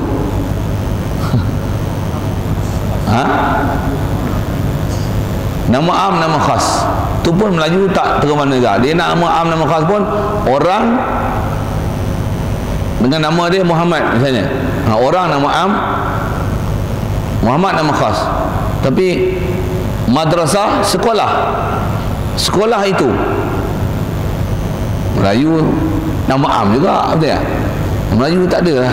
Bahasa Melayu ni itu yang kalau tuan-tuan belajar bahasa Arab, tuan-tuan belajar bahasa Inggeris, tuan-tuan dapat rasa low standardnya bahasa Inggeris, bahasa Melayu ni. Pasal apa? Grammatical dia tak lengkap. Dan kalau tuan-tuan belajar bahasa Inggeris, tuan-tuan belajar bahasa Arab, tuan-tuan dapat rasa low levelnya bahasa Inggeris ni. Pasal bahasa Inggeris, bahasa Arab is the best language in the world. Kalau tidak, orang Ta'ala tak turunkan Quran dengan bahasa Arab. Bahasa Quran mukjizat tak? Tak iktiraf tu kapil lama lah dia. Cuma bila mukjizat tu, apa kemukjizatan dia? Ni adalah example dia. Saya buat cerita apa tuan, kalau tak kenal bahasa Arab sekali pun baru kenal, baru sebut apa? Nakirah dan makrifah lah. Okey. Yang tu dah cukup rasanya untuk saya sebut nakirah makrifah. Baik, kita sebut ilah sikit. Ilah ni kalau bahasa Arab, bila Quran dan Arabi, apa maksud ilah? Selalu terjemahan yang dipakai, kalau dah moden ni tuan-tuan, dia pakai bahasa short aja. Apa dia? Tiada yang disembah. Kadang-kadang guna bahasa tiada Tuhan melainkan Allah. Bila sebut Tuhan, pendek faham dia. Tiada Tuhan melainkan Allah. Tiada Tuhan melainkan Allah. Memang itu lah. Faham bahasa Melayu lah tu. Memang tak best. Baik. Kalau ikut bahasa ulama kita dulu, dia tak guna bahasa Tuhan, tapi dia guna yang disembah. Itu bahasa tinggi sikit. Tiadalah yang disembah melainkan Allah. Lagi bahasa lagi tinggi dan pahaman yang sepatutnya ambil pada ilah ni. tiadalah yang disembah dengan sebenarnya. Itu baru kalau ikut the full translation Arabic tu English. Jadi ilah ni kalau bahasa Arab dia apa? La ma'bud bihaqqin, tiadalah yang disembah dengan sebenar. Jadi ilah ni tak dikatakan ilah, melainkan yang disembah dengan sebenar. Bahasa lain, tak dikatakan ilah, melainkan yang memang layaknya disembah, yang memang mempunyai kelayakan untuk disembah. Dia bukan semata-mata yang dibuat sembahan, tetapi yang memang layak disembah, sama ada disembah ataupun tak disembah, tapi selayaknya untuk disembah. Itulah ilah. Bahasa Arab al-ma'bud bihaq, maksudnya Tuhan yang disembah dengan sebenarnya. Maksudnya dia mempunyai ciri yang selayaknya, dengan ciri, dengan huraian bahasa Inggeris sikit kot, dengan kriteria yang ada pada dia ni melayakkan dia untuk dia layak disembah. Jadi ilah ni maksudnya apa? Tiadalah yang layak untuk disembah, ataupun tiadalah yang disembah dengan sebenarnya, ataupun bahasa Arabnya tiadalah yang hakiki ma'bud, tiadalah yang disembah dengan sembah hakiki. Apa sembah hakiki? Maksudnya yang memang layak untuk disembah dan dia ada kriteria untuk melayakkan dia disembah. Itulah ilah. Boleh? Sikit soal kalau tuan-tuan faham tu. Berhala masuk tak perkataan ilah? Tak masuk. Kenapa? Pasal berhala tak masuk dalam maksud ilah tu. Jadi kita kata la ilah tu, kalau ada orang menafi macam ni, berhala tu bukan ilah, berhala tak layak disembah melainkan Allah, cara faham tu salah. Pasal dia nafi tu, nafi benda yang tak ada kena-mengena pun dengan perkataan ilah. Pasal dia tak kenal ilah tu siapa. Pada dia ilah tu ialah berhala. Tak betul, berhala bukan ilah. Pasal apa berhala bukan ilah? Pasal berhala tidak mempunyai kelayakan untuk disembah. Berhala layak disembah ke? Berhala dengan kita siapa layak disembahi? Kita ke berhala? Baik kita, tapi kita pun layak disembah tak? Kita pun tak layak disembah. Pasal apa? Sedar tak kita memang tak layak disembah? Kalau gitu berhala masuk dalam senarai tu? Tak masuk. Jadi apa maksud ilah tu? Yang memang layak untuk disembah, yang memang tu kan, ma'bud hakiki, yang memang disembah dengan sebenarnya, yang memang realiti, yang mempunyai segala sifat kesempurnaan pada dia, yang dengan ada ciri dan sifat kesempurnaan dia tu menyebabkan dia adalah layak untuk disembah. Tiadalah yang mempunyai kelayakan yang layak disembah. Itu aja. Allah lagi kita buat makrifah dia tu. Itulah maksud ilah. Baru apa tu? Translation. Baru translation only. Belum explanation. Belum dia explain lagi. Baru translation. Translation tahu tak? Terjemahan daripada Arabic kepada Melayu. Itu belum tafsir kan? Belum tafsir. Belum explanation apa bahasa tafsir lah kan? Belum tafsir, belum huraian. Baru apa? Baru translate tau. Just wording ilah from English, from Arabic, from Arab tu Malaysia English. Bahasa Inggeris nak kata apa? Tak pandai saya tu, pasal tak pergi ambil bahasa lebih-lebih. Belajar orang putih pun tak belajar bab ketuhanan, tak kerti nak sebut lah. Okey, macam mana pun saya nak sebut apa? La ilah. Jadi ilah ni maksudnya apa? Mesti layak disembah dengan sebenarnya. Baik. Yang ni makna ilah dengan kata layak disembah dengan sebenarnya, ataupun selayaknya untuk disembah. Jadi kalau faham tu, berhala bukan, matahari bukan. Pasal apa? Yang tu tak termasuk dalam senarai pun. Jadi kalau kita kata la ilah, maksudnya kita nafi ini apa? Nafi sesuatu yang mempunyai sifat-sifat ketuhanan khusus. Kita bicara sini yang dia mempunyai ciri dan kriteria, yang dengan ciri kriteria ini melayakkan dia untuk disembah. Tak ada macam tu. Sekali isbat dia. Saya baru nak cerita hak nakirah tu saja. Jadi yang tu tak ada. Yang tak ada ni kalau faham ni, siapa yang tak ada? Yang tak ada ilah ni siapa? Semua makhluk tak ada sifat ilah. Baik manusia, malaikat ada ilah lah. Pasal apa? Malaikat pun created oleh Allah Ta'ala. Jadi untuk jadi ilah ni mesti antara ciri besar dia apa? Kalau sebut dengan explanation, dengan huraian ni, macam mana pun asal saya sebut ini, ilah dengan terjemahan layak disembah ni, yang ni adalah dipanggil makna lughawi, makna bahasa. Ini baru makna bahasa kan. Makna bahasa pun dah sedap lah dia. Sedap tak sedap, kalau tuan-tuan tidur, tuan-tuan tak dapat rasa sedap tu. Tuan-tuan tak boleh nampak atas umur ni, pasal tuan-tuan tak faham. Tu pun kalau baru mari kau tak faham juga kan. Itulah kuliah lain kali kau boleh main lambat. Kalau duduk luar tak dengar juga, tu pun malang juga, tak boleh nak faham kan. Duduk depan pun kalau duduk tidur tak faham juga. Saja bagi alert sikit bunyi Ustaz syaitan diganggu tak proses nak ambil faham ni. Pasal dia tahu belajar ni mahal tak. Bila mahal ni diganggu tak supaya jangan faham. Alah ustaz tu ngada-ngada pula saja je. Dia buat macam kita bodoh, padahal semua kita dah pandai lah. Kita semua kenal orang tak ada. Ambil lah kau racun-racun syaitan tu. Sikit ayat-ayat macam tu. Kena bagi peringatan juga kat iblis syaitan ni. Baik. Jadi kalau itu la ilah ni, ilah kalau makna lughawi, makna bahasa, baru wording daripada bahasa Arab kepada bahasa Melayu. Tiada yang dilayak, tiadalah yang layak disembah dengan sebenarnya, ataupun tiadalah yang mempunyai kelayakan untuk disembah, ataupun tiadalah yang layak untuk disembah. Okay, kalau sambung belakang tu sambunglah kan, melainkan Allah. Nak cerita tentu baru cerita nakirah tu.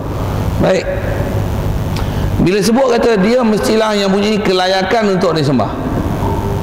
Apa kelayakan untuk boleh sesuatu yang dia ni mesti layak disembah? Apa? Yang ni yang kita tak biasa dengan huraian ni. Kalau ikut bahasa Arab yang saya kata tadi, yang Rasulullah bila sebut la ilaha illallah, orang Arab yang zaman Rasulullah, zaman ahli fasahah dan balaghah, dia faham tak kata Rasulullah apa tu? Dia faham tak lughawi makna ma'bud bil haq, yang kata laik lil ubudiyah, yang layak untuk dapat pengabdian, yang dia ada sifat uluhiyah. Bila sebut ilah, tentulah ada uluhiyah. Yang ni pun satu istilah juga. Bila sebut ada ilah, tentulah ada uluhiyah. Jadi la ilah dia akan bermakna la uluhiyah. Tidak adalah yang mempunyai sifat uluhiyah illallah. Dan kalau kita tengok hubungan sikit nanti dulu, yang kita sebut la ilah, tapi maksud ilah itu bukan ilah, kerana yang dinafi di situ bukan nafi ilah, tapi nafi itu ialah nafi uluhiyah. Macam mana main uluhiyah ni? Sedikit compare juga bahasa Inggeris. Kalau saya kata Zaid, he is not an engineer, boleh? Zaid is not engineer. Contoh kot bahasa mudah-mudahan, market punya bahasa macam tu lah. Zaid is not engineer. Adakah kita nafi engineer? Tak faham? Ke nafi Zaid? Nafi apa? Kita nafi engineering pada Zaid, bukan nafi engineer. Bukan kata Zaid is not engineer, bukan kita kata engineer tak ada, bukan. Kita nafi apa? Menafi adjektif pada engineer tu. Pasal bila engineer mesti ada engineering. Engineering ni adjektif, betul tak? Ada guru bahasa Inggeris, betul? Engineering ni adjektif. Tak tahu. Macam masdar. Kalau adjektif apa? Kalau adjektif pada engineer apa? Engineer. Macam mana pun saya nak sebut gini. Kalau saya kata macam ni, Zaid bukan perempuan, ambil Melayu lah senang. Dah payah bahasa Inggeris. Bahasa Inggeris pun kita sama-sama bodoh. Nak buat macam mana? Bahasa Melayu lah senang. Zaid bukan perempuan. Adakah menafi perempuan? Perempuan tak ada? Bukan. Zaid tak ada? Bukan. Apa yang tak ada? Sifat keperempuanan itu tak ada pada Zaid. Itu maksud Zaid bukan perempuan. Jadi la perempuan, Zaid la perempuan. Apa maksudnya? Bukan nafi perempuan. Nafi apa? Nafi ciri-ciri keperempuanan. Boleh? La ilah, nafi ilah, bukan nafi ilah. Nafi apa? Nafi uluhiyah. Terjemah dia, tu yang kalau ikut bahasa Arab, uluhiyah ni dia panggil isim sifat, dia panggil sifat. Itu yang saya kata bahasa adjektif tu saya tak kerti bahasa Inggeris, saya balik pada Arab dengan bahasa Melayu lah kot kan. Bila sebut kata la ilah, bukan nafi ilah, tapi nafi ilah uluhiyah. Main mana uluhiyah ni? Kerana setiap kalimah Arab, masa nak faham Arab mesti ikut Arabi dia. Bila sebut ilah mesti ada ciri uluhiyah. Macam mana kalau sebut insan, mesti ada sifat insaniyah. Hayawan, sambung, hayawaniyah. Syaitan, syaitaniyah.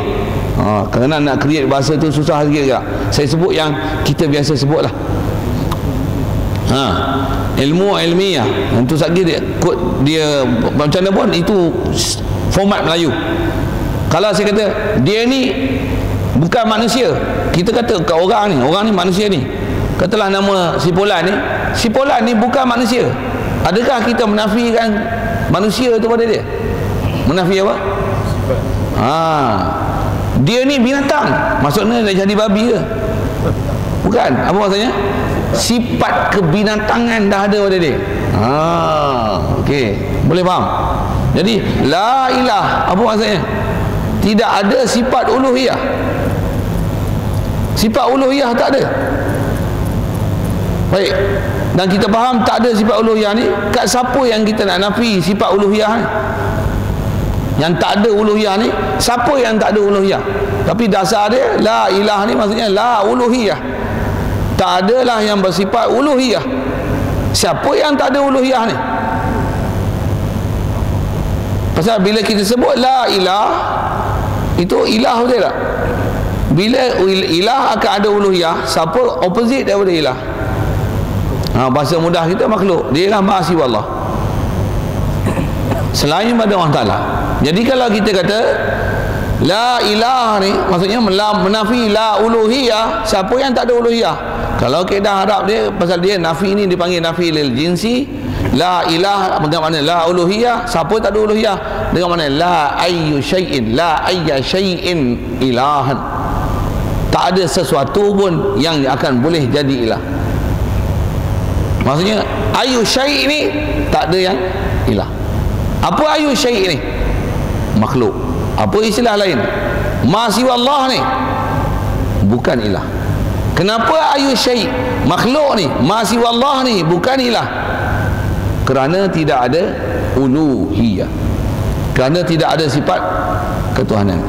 Apa ciri ketuhanan tadi? Terjemah wording je, lughawi, layak disembah. Siapa di kalangan ayyu syai' ni, ma siwa Allah ni, yang memang layak disembah? Siapa? Matahari layak sembah. Kenapa? Kalau orang bagi alasan, matahari kan kita boleh ambil manfaat oleh dia. Tanpa matahari tak ada kehidupan tau. Air kalau tak ada, boleh survive tak? Tak boleh survive, mesti matinya. Tak ada matahari, tak ada air, kan kita bergantung harap pada air dan matahari, betul tak? Betul, layak tak matahari disembah, air disembah? Kenapa tak layak sedangkan kita bergantung harap pada dia? Sepatutnya sembahlah dia.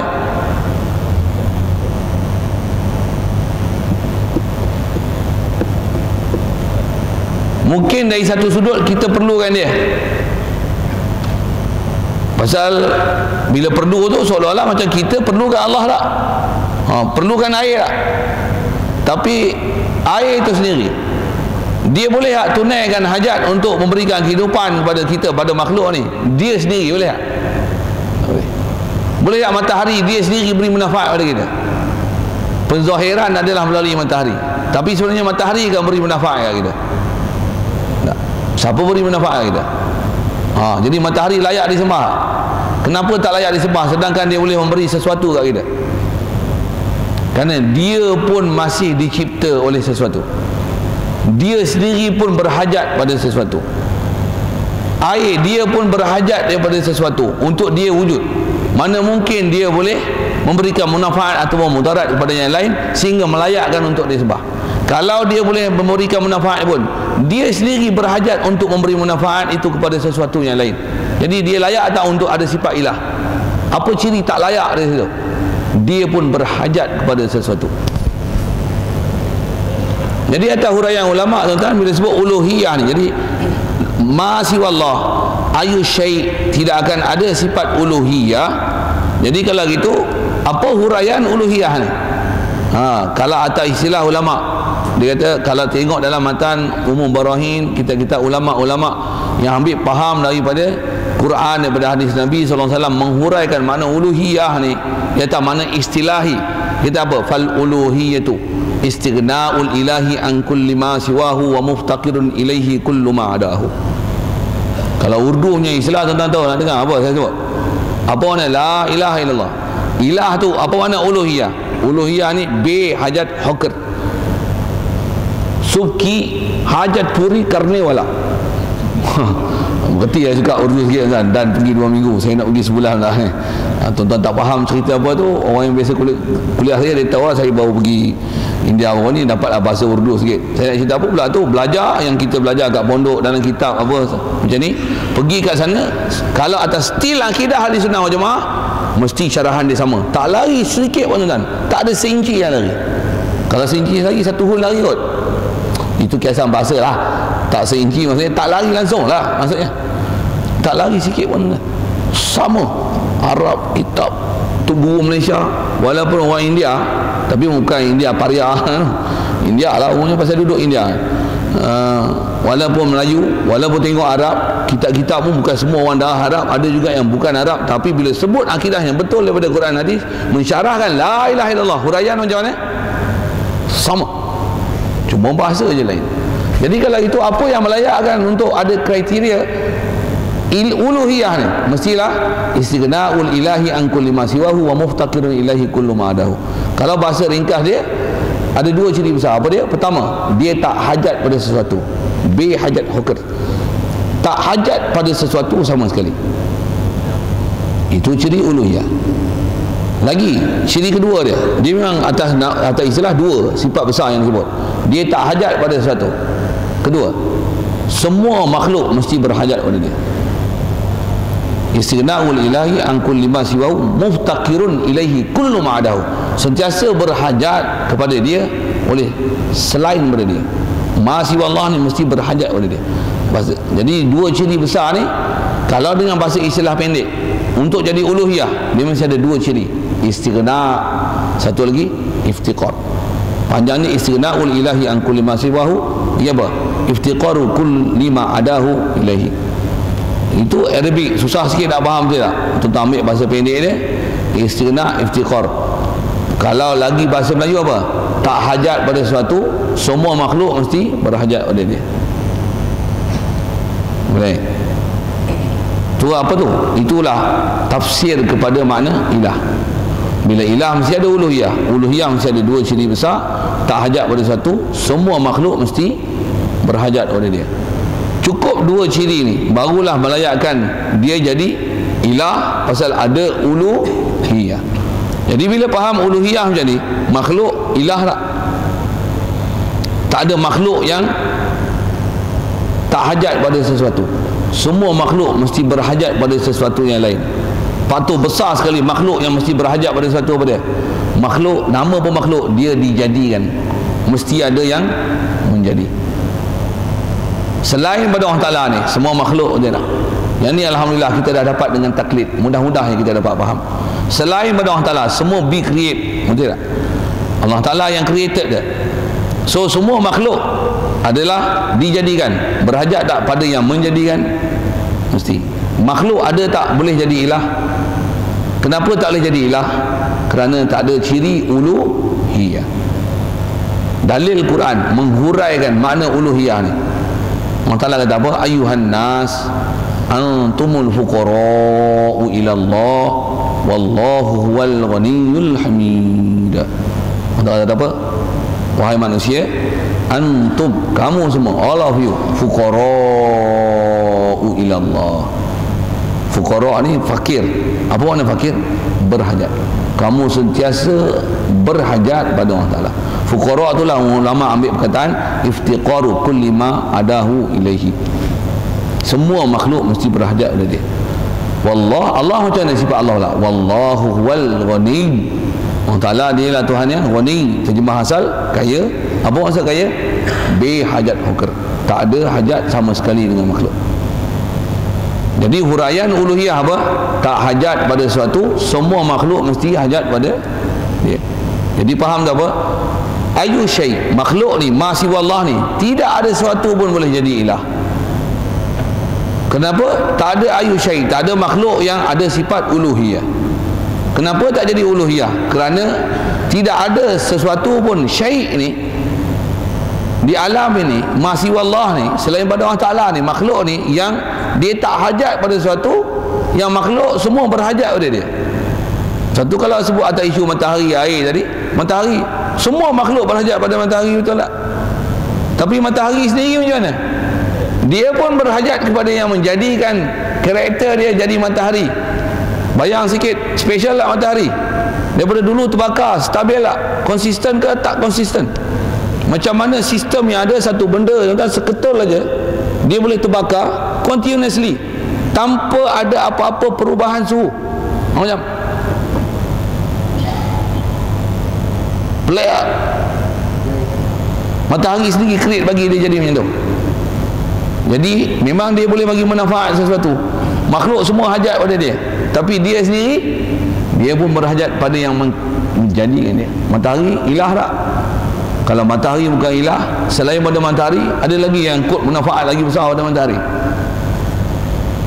Semua makhluk ni tidak akan ada keberangkilan untuk jadi ilah, pasal tak ada sifat uluhiyah, pasal tak adalah yang kaya pada satu. Makhluk semua berhajat kepada dia. Atau kita sendiri, kita berhajat tak pada yang menjadikan? Kita sentiasa ada hajat tak? Kita ni antara yang paling banyak hajat.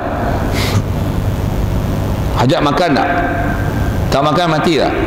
Cuma kita rasa hajat kat makan je. Yang tu silap kita. Tapi kita tak rasa hajat kita ke Allah Ta'ala. Kalau kita makan pun, dengar ni akidah elok-elok. Makanankah yang menyempurnakan hajat kita? Makanan ilah tak? Makanan Tuhan tak? Kita memang berhajat pada makanan, betul tak? Makanan sendiri dia boleh tak menyempurnakan hajat pada kita? Tidak ada makhluk yang boleh menyempurnakan hajat pada kita hakikinya, melainkan hanya yang bersifat ilah, yang ada uluhiyah. Ni saja yang boleh memberikan hajat. Satu bahasa pendek tuan-tuan menghuraikan uluhiyah ni apa? Qadil hajat. Maksudnya bila ilah mesti ada dua ciri. Bahasa lugawi dia, bahasa lughah dia, apa dia? Ma'bud bihaq, disembah dengan sebenar. Apa makna huraian dia? Qadil hajat, menunai hajat. Bila kata makna menunai hajat ni bahasa pendek. Bahasa panjang dia apa? Dia sendiri tak hajat pada sesuatu, dia akan menunaikan hajat pada makhluk lain, pada yang lain, dan semua yang lain mesti berhajat pada dia. Itulah maksud qadil hajat. Allah lah satu-satunya.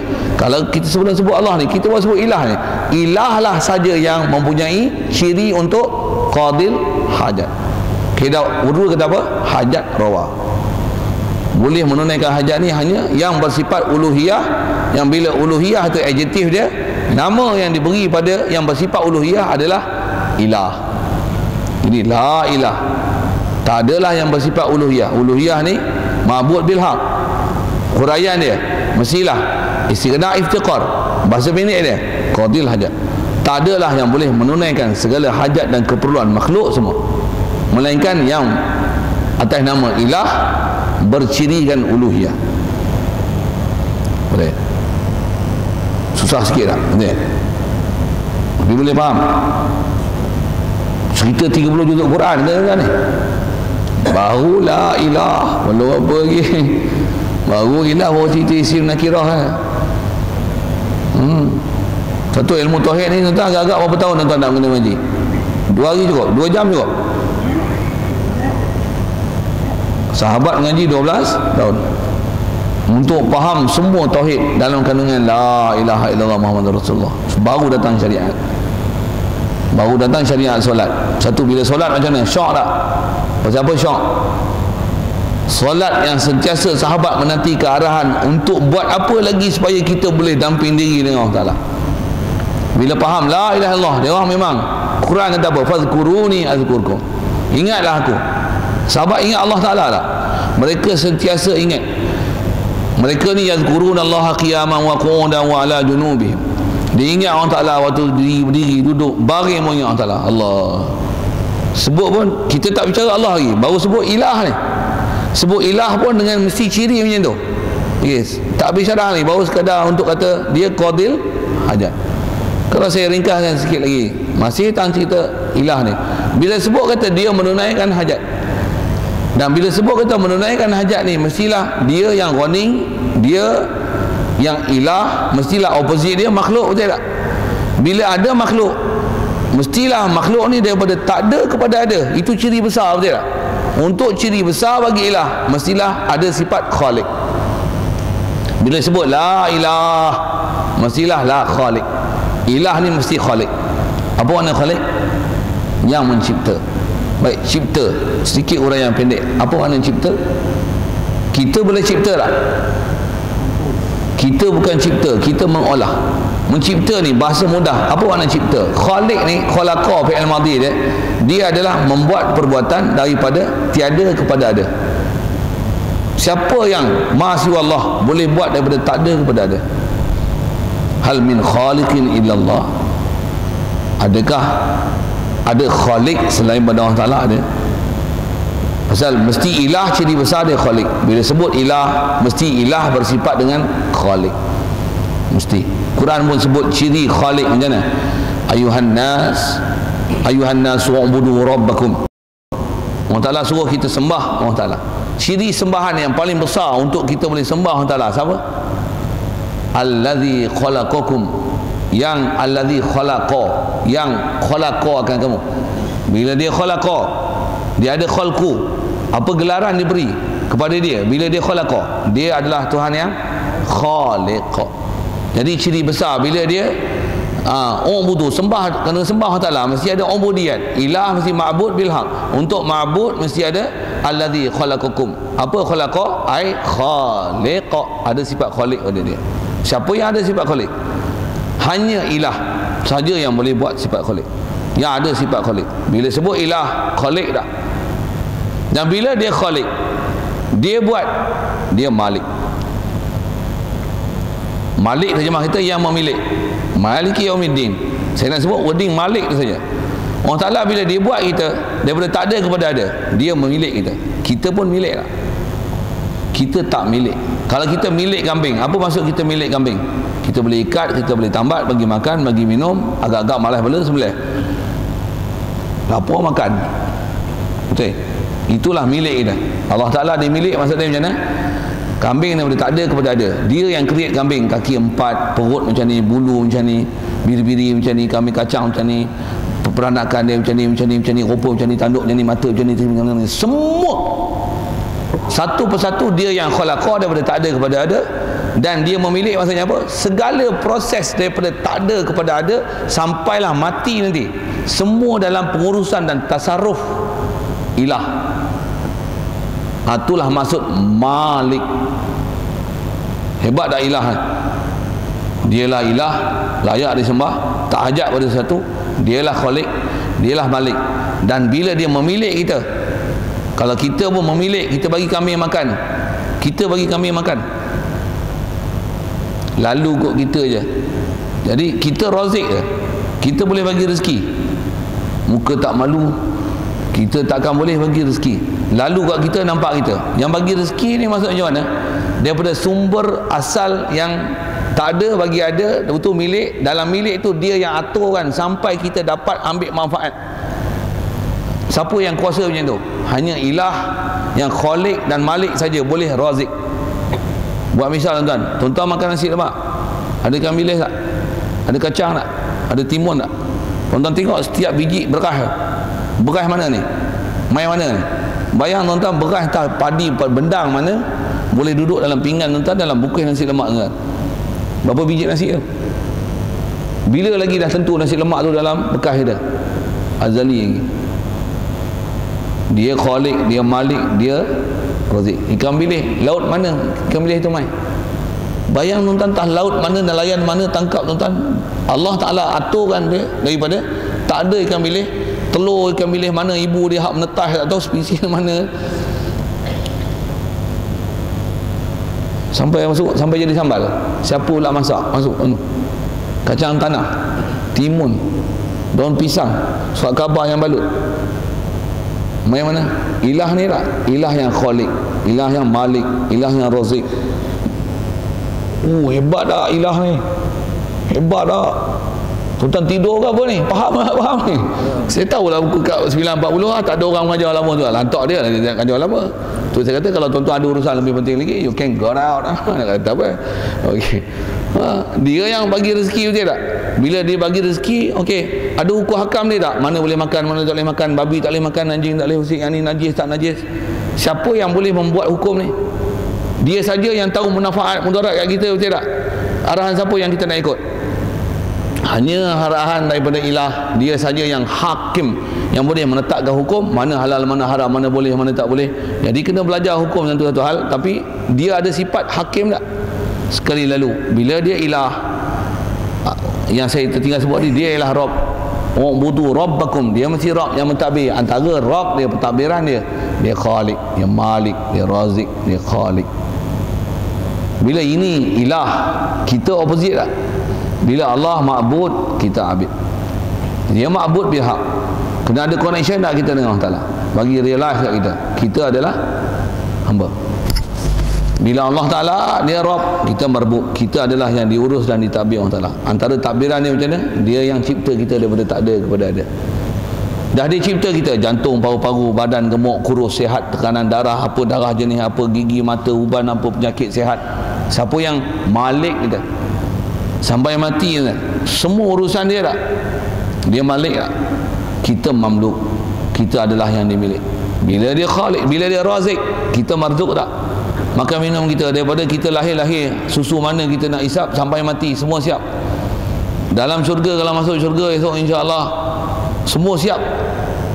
Bila siap tu? Azali lagi, betul tak? Pasal dia Razik.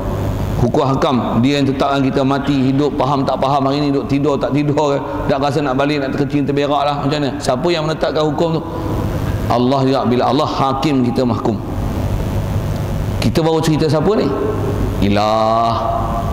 Ilah dialah ma'bud, dialah Rabb, dialah Khalik, dialah Malik, dialah Razik, dialah hakim. Kita opposite dia.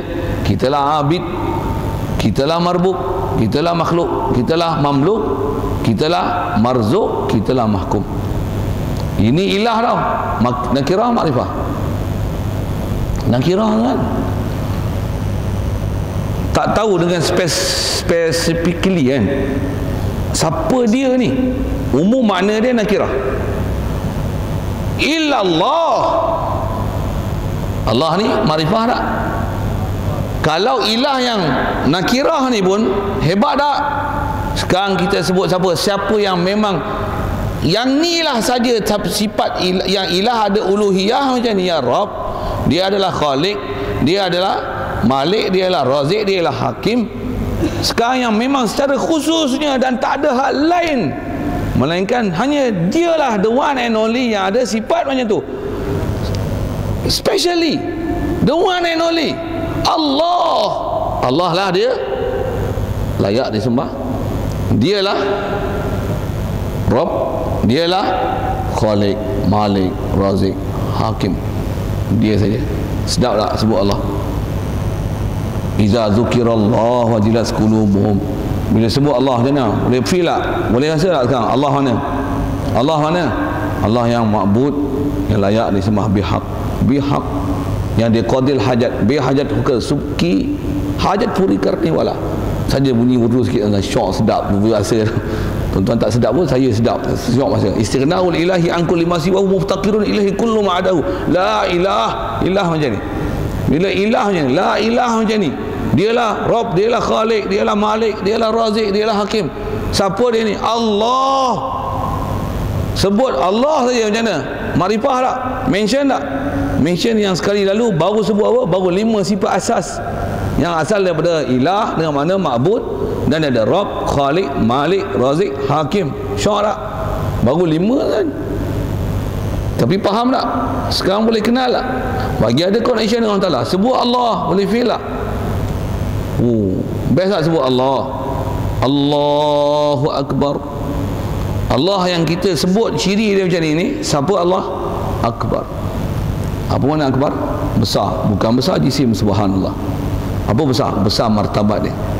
Tak terhingga nak cerita kuasa dia, ilmu dia, sifat kesempurnaan dia.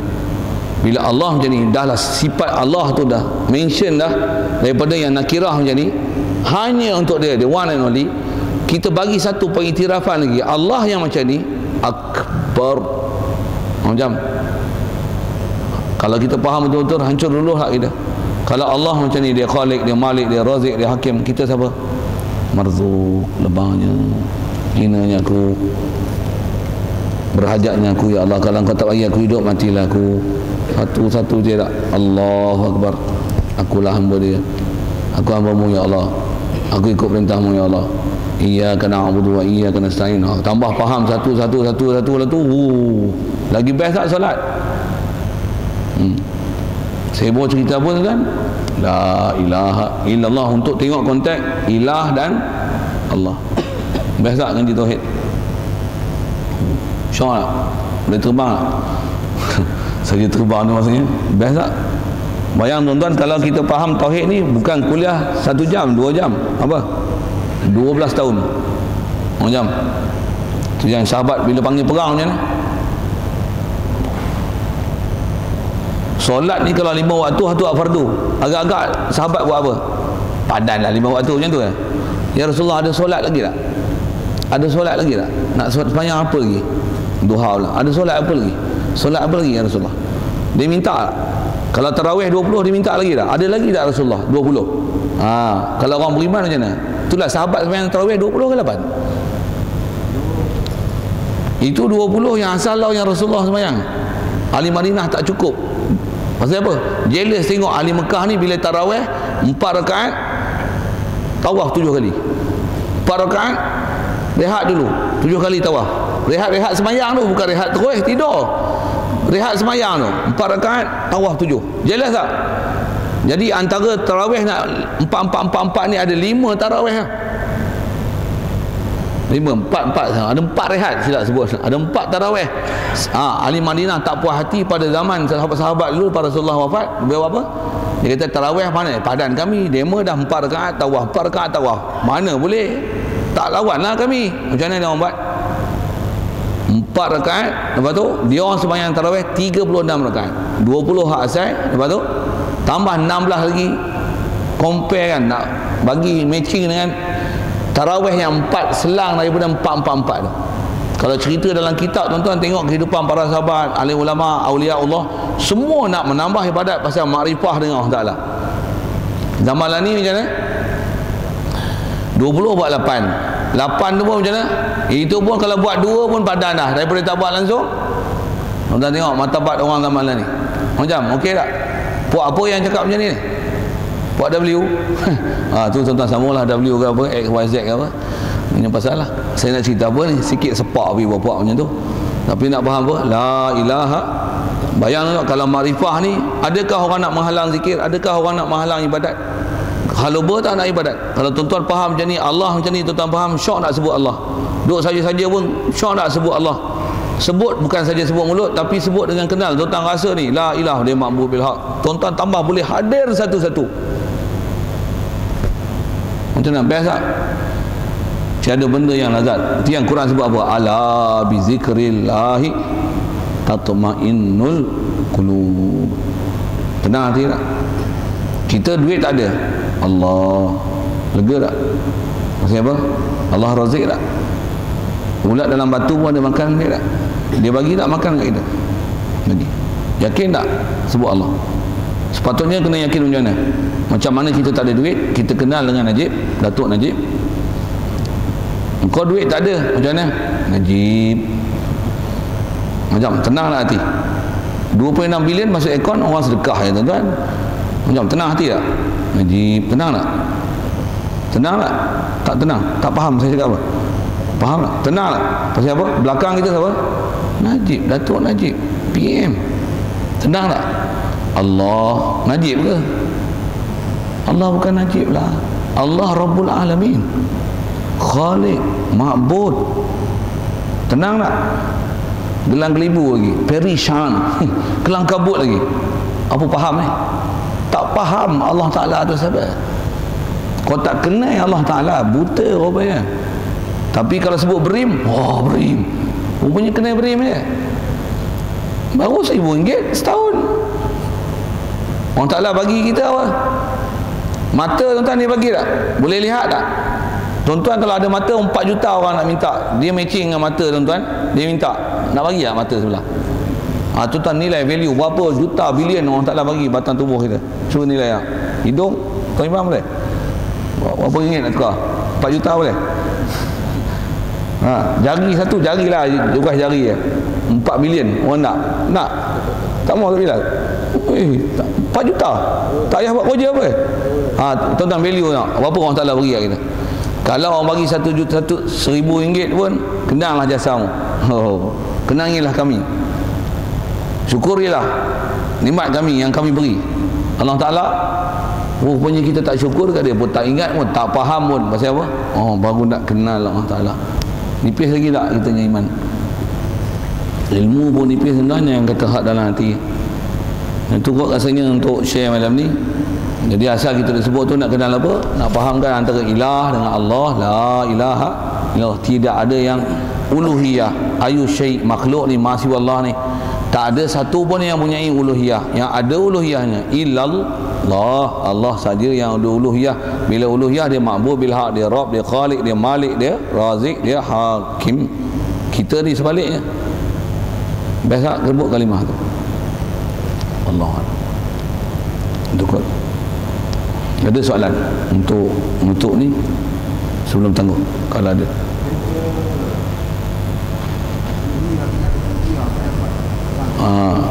Beza uluhiyah dengan rububiyah. Bagus soalan tu. Ya, best. Kaedah kita mengikut ahli sunnah wal jamaah. Tidak ada beza uluhiyah dengan rububiyah. Dengar elok. Lughah dengan ilah dan Rabb itu ada beza. Satu, bila sebut, kalau sekali lalu dalam Quran, ya ayuhan nas u'budu rabbakum. U'budu ada makna uluhiyah. Pasal apa? Ilah mesti ma'bud bil haq. U'bud. Siapa u'bud ni? Rabbakum.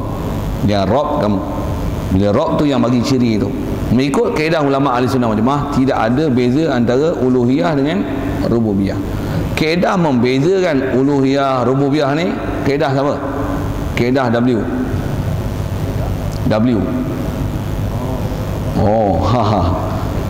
Satu orang tak faham akidah. Pasal faham akidah bukan dengan cara ahli sunnah wal jamaah. Dia syarah uluhiyah, rububiyah apa macam mana? Syarah macam tu lah. Sikit kalau saya sebut ni. Tuan-tuan sebelum dengar saya syarah macam ni, bab uluhiyah ni, biasa dengar tak orang lain mensyarahkan macam ni? Syarahan macam ni tuan-tuan hanya akan jumpa dalam pengajian pondok, dalam pengajian kitab-kitab turas, pengajian daripada orang mempunyai silsilah daripada ahli ulama dan awliya Allah yang mengikut kaedah ulama ahli sunnah wal jamaah. Macam ni baru jumpa syarahan dia. Kalau tuan-tuan duk biasa jumpa tauhid uluhiyah, rububiyah, asma wa sifat, tuan-tuan kena bunyi, saya nak bunyi macam ni sikit. Tet. Apa benda tu? Tuan-tuan sedang belajar cara tauhid W. Apa W tu saya nak syarah panjang, sekali saya tak berhenti ikut 10, saya berhenti ikut 12 nak cerita penyelewengan syarahan uluhiyah rububiyah dalam kaedah W macam mana. Satu, dia beza uluhiyah rububiyah. Sekali lalu kalau saya sebut ringkas ni kan, pasal tauhid rububiyah uluhiyah, kalau mengikut W punya ni, dia kata tauhid rububiyah ni mengaku dalam bab Allah Ta'ala, dia lah pencipta, dia lah yang menjadikan kan. Kalau uluhiyah ni dalam bab ibadat, menghasilkan ibadat untuk Allah Ta'ala, itu adalah tauhid uluhiyah. Sehingga dia kata apa? Orang kafir dia ada tauhid rububiyah, tak ada tauhid uluhiyah. Pasal apa ada tauhid uluhiyah? Pasal bila ditanya siapa jadikan langit bumi, dia kata Allah. Jadi orang kafir ada tauhid rububiyah. Itu bukan huraian atas kaedah ulama ahli sunnah wal jamaah. No. Seolah-olah kafir ni ada tauhid, dan tauhid tu ada beza uluhiyah rububiyah. Sampai dia kata apa? Kalau syarahan yang W yang betul-betul, dia kata apa? Orang kafir duk sembah berhala, jangan kata dia kafir. Pasal apa? Dia ada tauhid rububiyah. Yang ni originalnya ajaran W. Kalau tuan-tuan biasa dengar ada ustaz-ustaz mengajar macam ni, cam elok. Itu ajaran tauhid mengikut kaedah W. Dia kata apa? Jangan kata orang kafir adalah orang kafir, pasal dia pun mengaku bila tanya siapa jadikan langit bumi, Allah. Jadi dia kata apa? Mereka ada tauhid rububiyah. Jadi jangan kafir dengan mereka, pasal mereka ada tauhid rububiyah tapi tak ada tauhid uluhiyah saja. Sembahan je bagi kat lain, tapi nisbah menjadikan langit bumi dia kata kat Allah Taala. Mereka mengiktiraf golongan macam ni mempunyai tauhid. Betul tak? Biasa kan dengar orang syarah macam tu kan? Itu adalah bukan kaedah ulama ahli sunnah wal jamaah, itu ada kaedah W. W tu Pak Wahab lah, ataupun Encik Wahab. Bunyi tu nampak hormat sikit kan. Yang tu yang dia duduk lagi nak berdebat apa-apa masalah tu kan. Kalau tuan-tuan boleh follow saya sebut uluhiyah ni, yang inilah takrifan ulama ahli sunnah wal jamaah. Dan bila sebut itulah uluhiyah, itulah makna rububiyah. Pasal apa makna Rabb, itulah makna ilah. Kalau dalam Quran, Nabi-Nabi Rasul, kalau tambah kita hafal Quran, banyak dalil menyebutkan, kita sebut apa? Alhamdulillahi Rabbul Alamin, la ilaha illallah. Jadi ilah dengan Rabb apa beza? Bukan masalah ubudiyat saja, masalah sembahan saja, tapi masalah kalau asal kaedah, kalau saya sebut begini, uluhiyah dan rububiyah mengikut kaedah ahli sunnah wal jamaah adalah sama makna. Mereka tak membezakan antara uluhiyah dan rububiyah, dan tak pula ada satu tauhid saja, uluhiyah ada, rububiyah tak ada. Yang ni ada uluhiyah, tak ada rububiyah. No.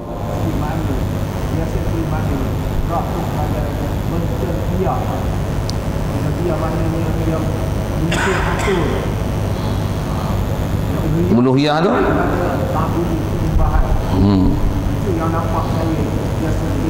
ya,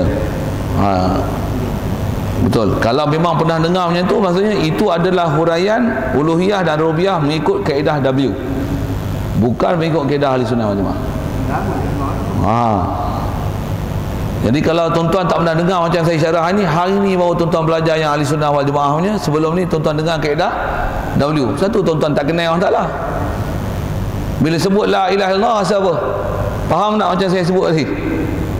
Tak rasa apa-apa pun, betul tak? Tak rasa apa. Bahkan rasa sembah je, sembahyang je pun rasa macam ni dah. Dah rasa okey dah. Sedangkan okey ke belum lagi? Masih KO sebenarnya. Baru kita akan rasa kita ada masalah rupanya, bab ketuhanan ni tak kenal lagi. Tapi kalau kaedah W macam mana? Ahli syurga dah tu. Kita taklah kata, kalau kata dah semayang macam tu terus jadi ahli neraka, tak. Tapi maksudnya apa? Belum sempurna. Belum sempurna lagi untuk atas nama kita kenal Allah Ta'ala, kenal betul siapa dia ilah. Yang dengan ilah ni yang nakirah macam tu, tentulah makrifah dia macam mana? Hanya Allah Ta'ala saja. Illallah.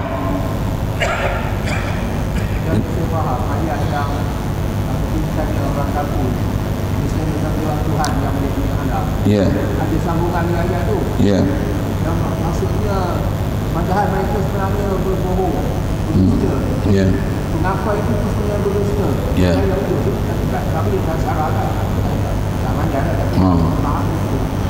Yang kalau nak bagi huraian panjang lah. Atas sebut in short, that's the short answer I can give lah. Macam tu kot. Pasal yang tu pun kalau agak ganggu lagi, pejamkan dulu apa dia uluhiyah rububiyah tu sikit macam ni. Setakat dah cerita, alhamdulillah boleh faham kan. Sikit soal, kena mengaji lagi tak? Ke dah cukup dah, dapat tauhid dah sampai mati? Saya dengan tuan, saya dah mengajar, saya dah khatam macam-macam kitab, saya mengaji lagi tuan bab-bab ketuhanan ni. Pasal apa? Rasa Allah lemahnya bab ni, kita masih belum feel pada Allah Ta'ala. Itu kot. Wallahu a'lam. A'udzubillahi minasyaitonirrajim. Bismillahirrahmanirrahim. Allahumma nawwir qulubana bi nuri hidayatika kama nawwartal arda bi nuri syamsika wa nawwir bi rahmatika ya arhamar rahimin. Warzuqna fahman nabiyyin wa hifdzal mursalin wa ilhamal malaikatil muqarrabin wa sallim tasliman ala jamil anbiya'i wal mursalin walhamdulillahi rabbil alamin. Assalamualaikum warahmatullahi wabarakatuh.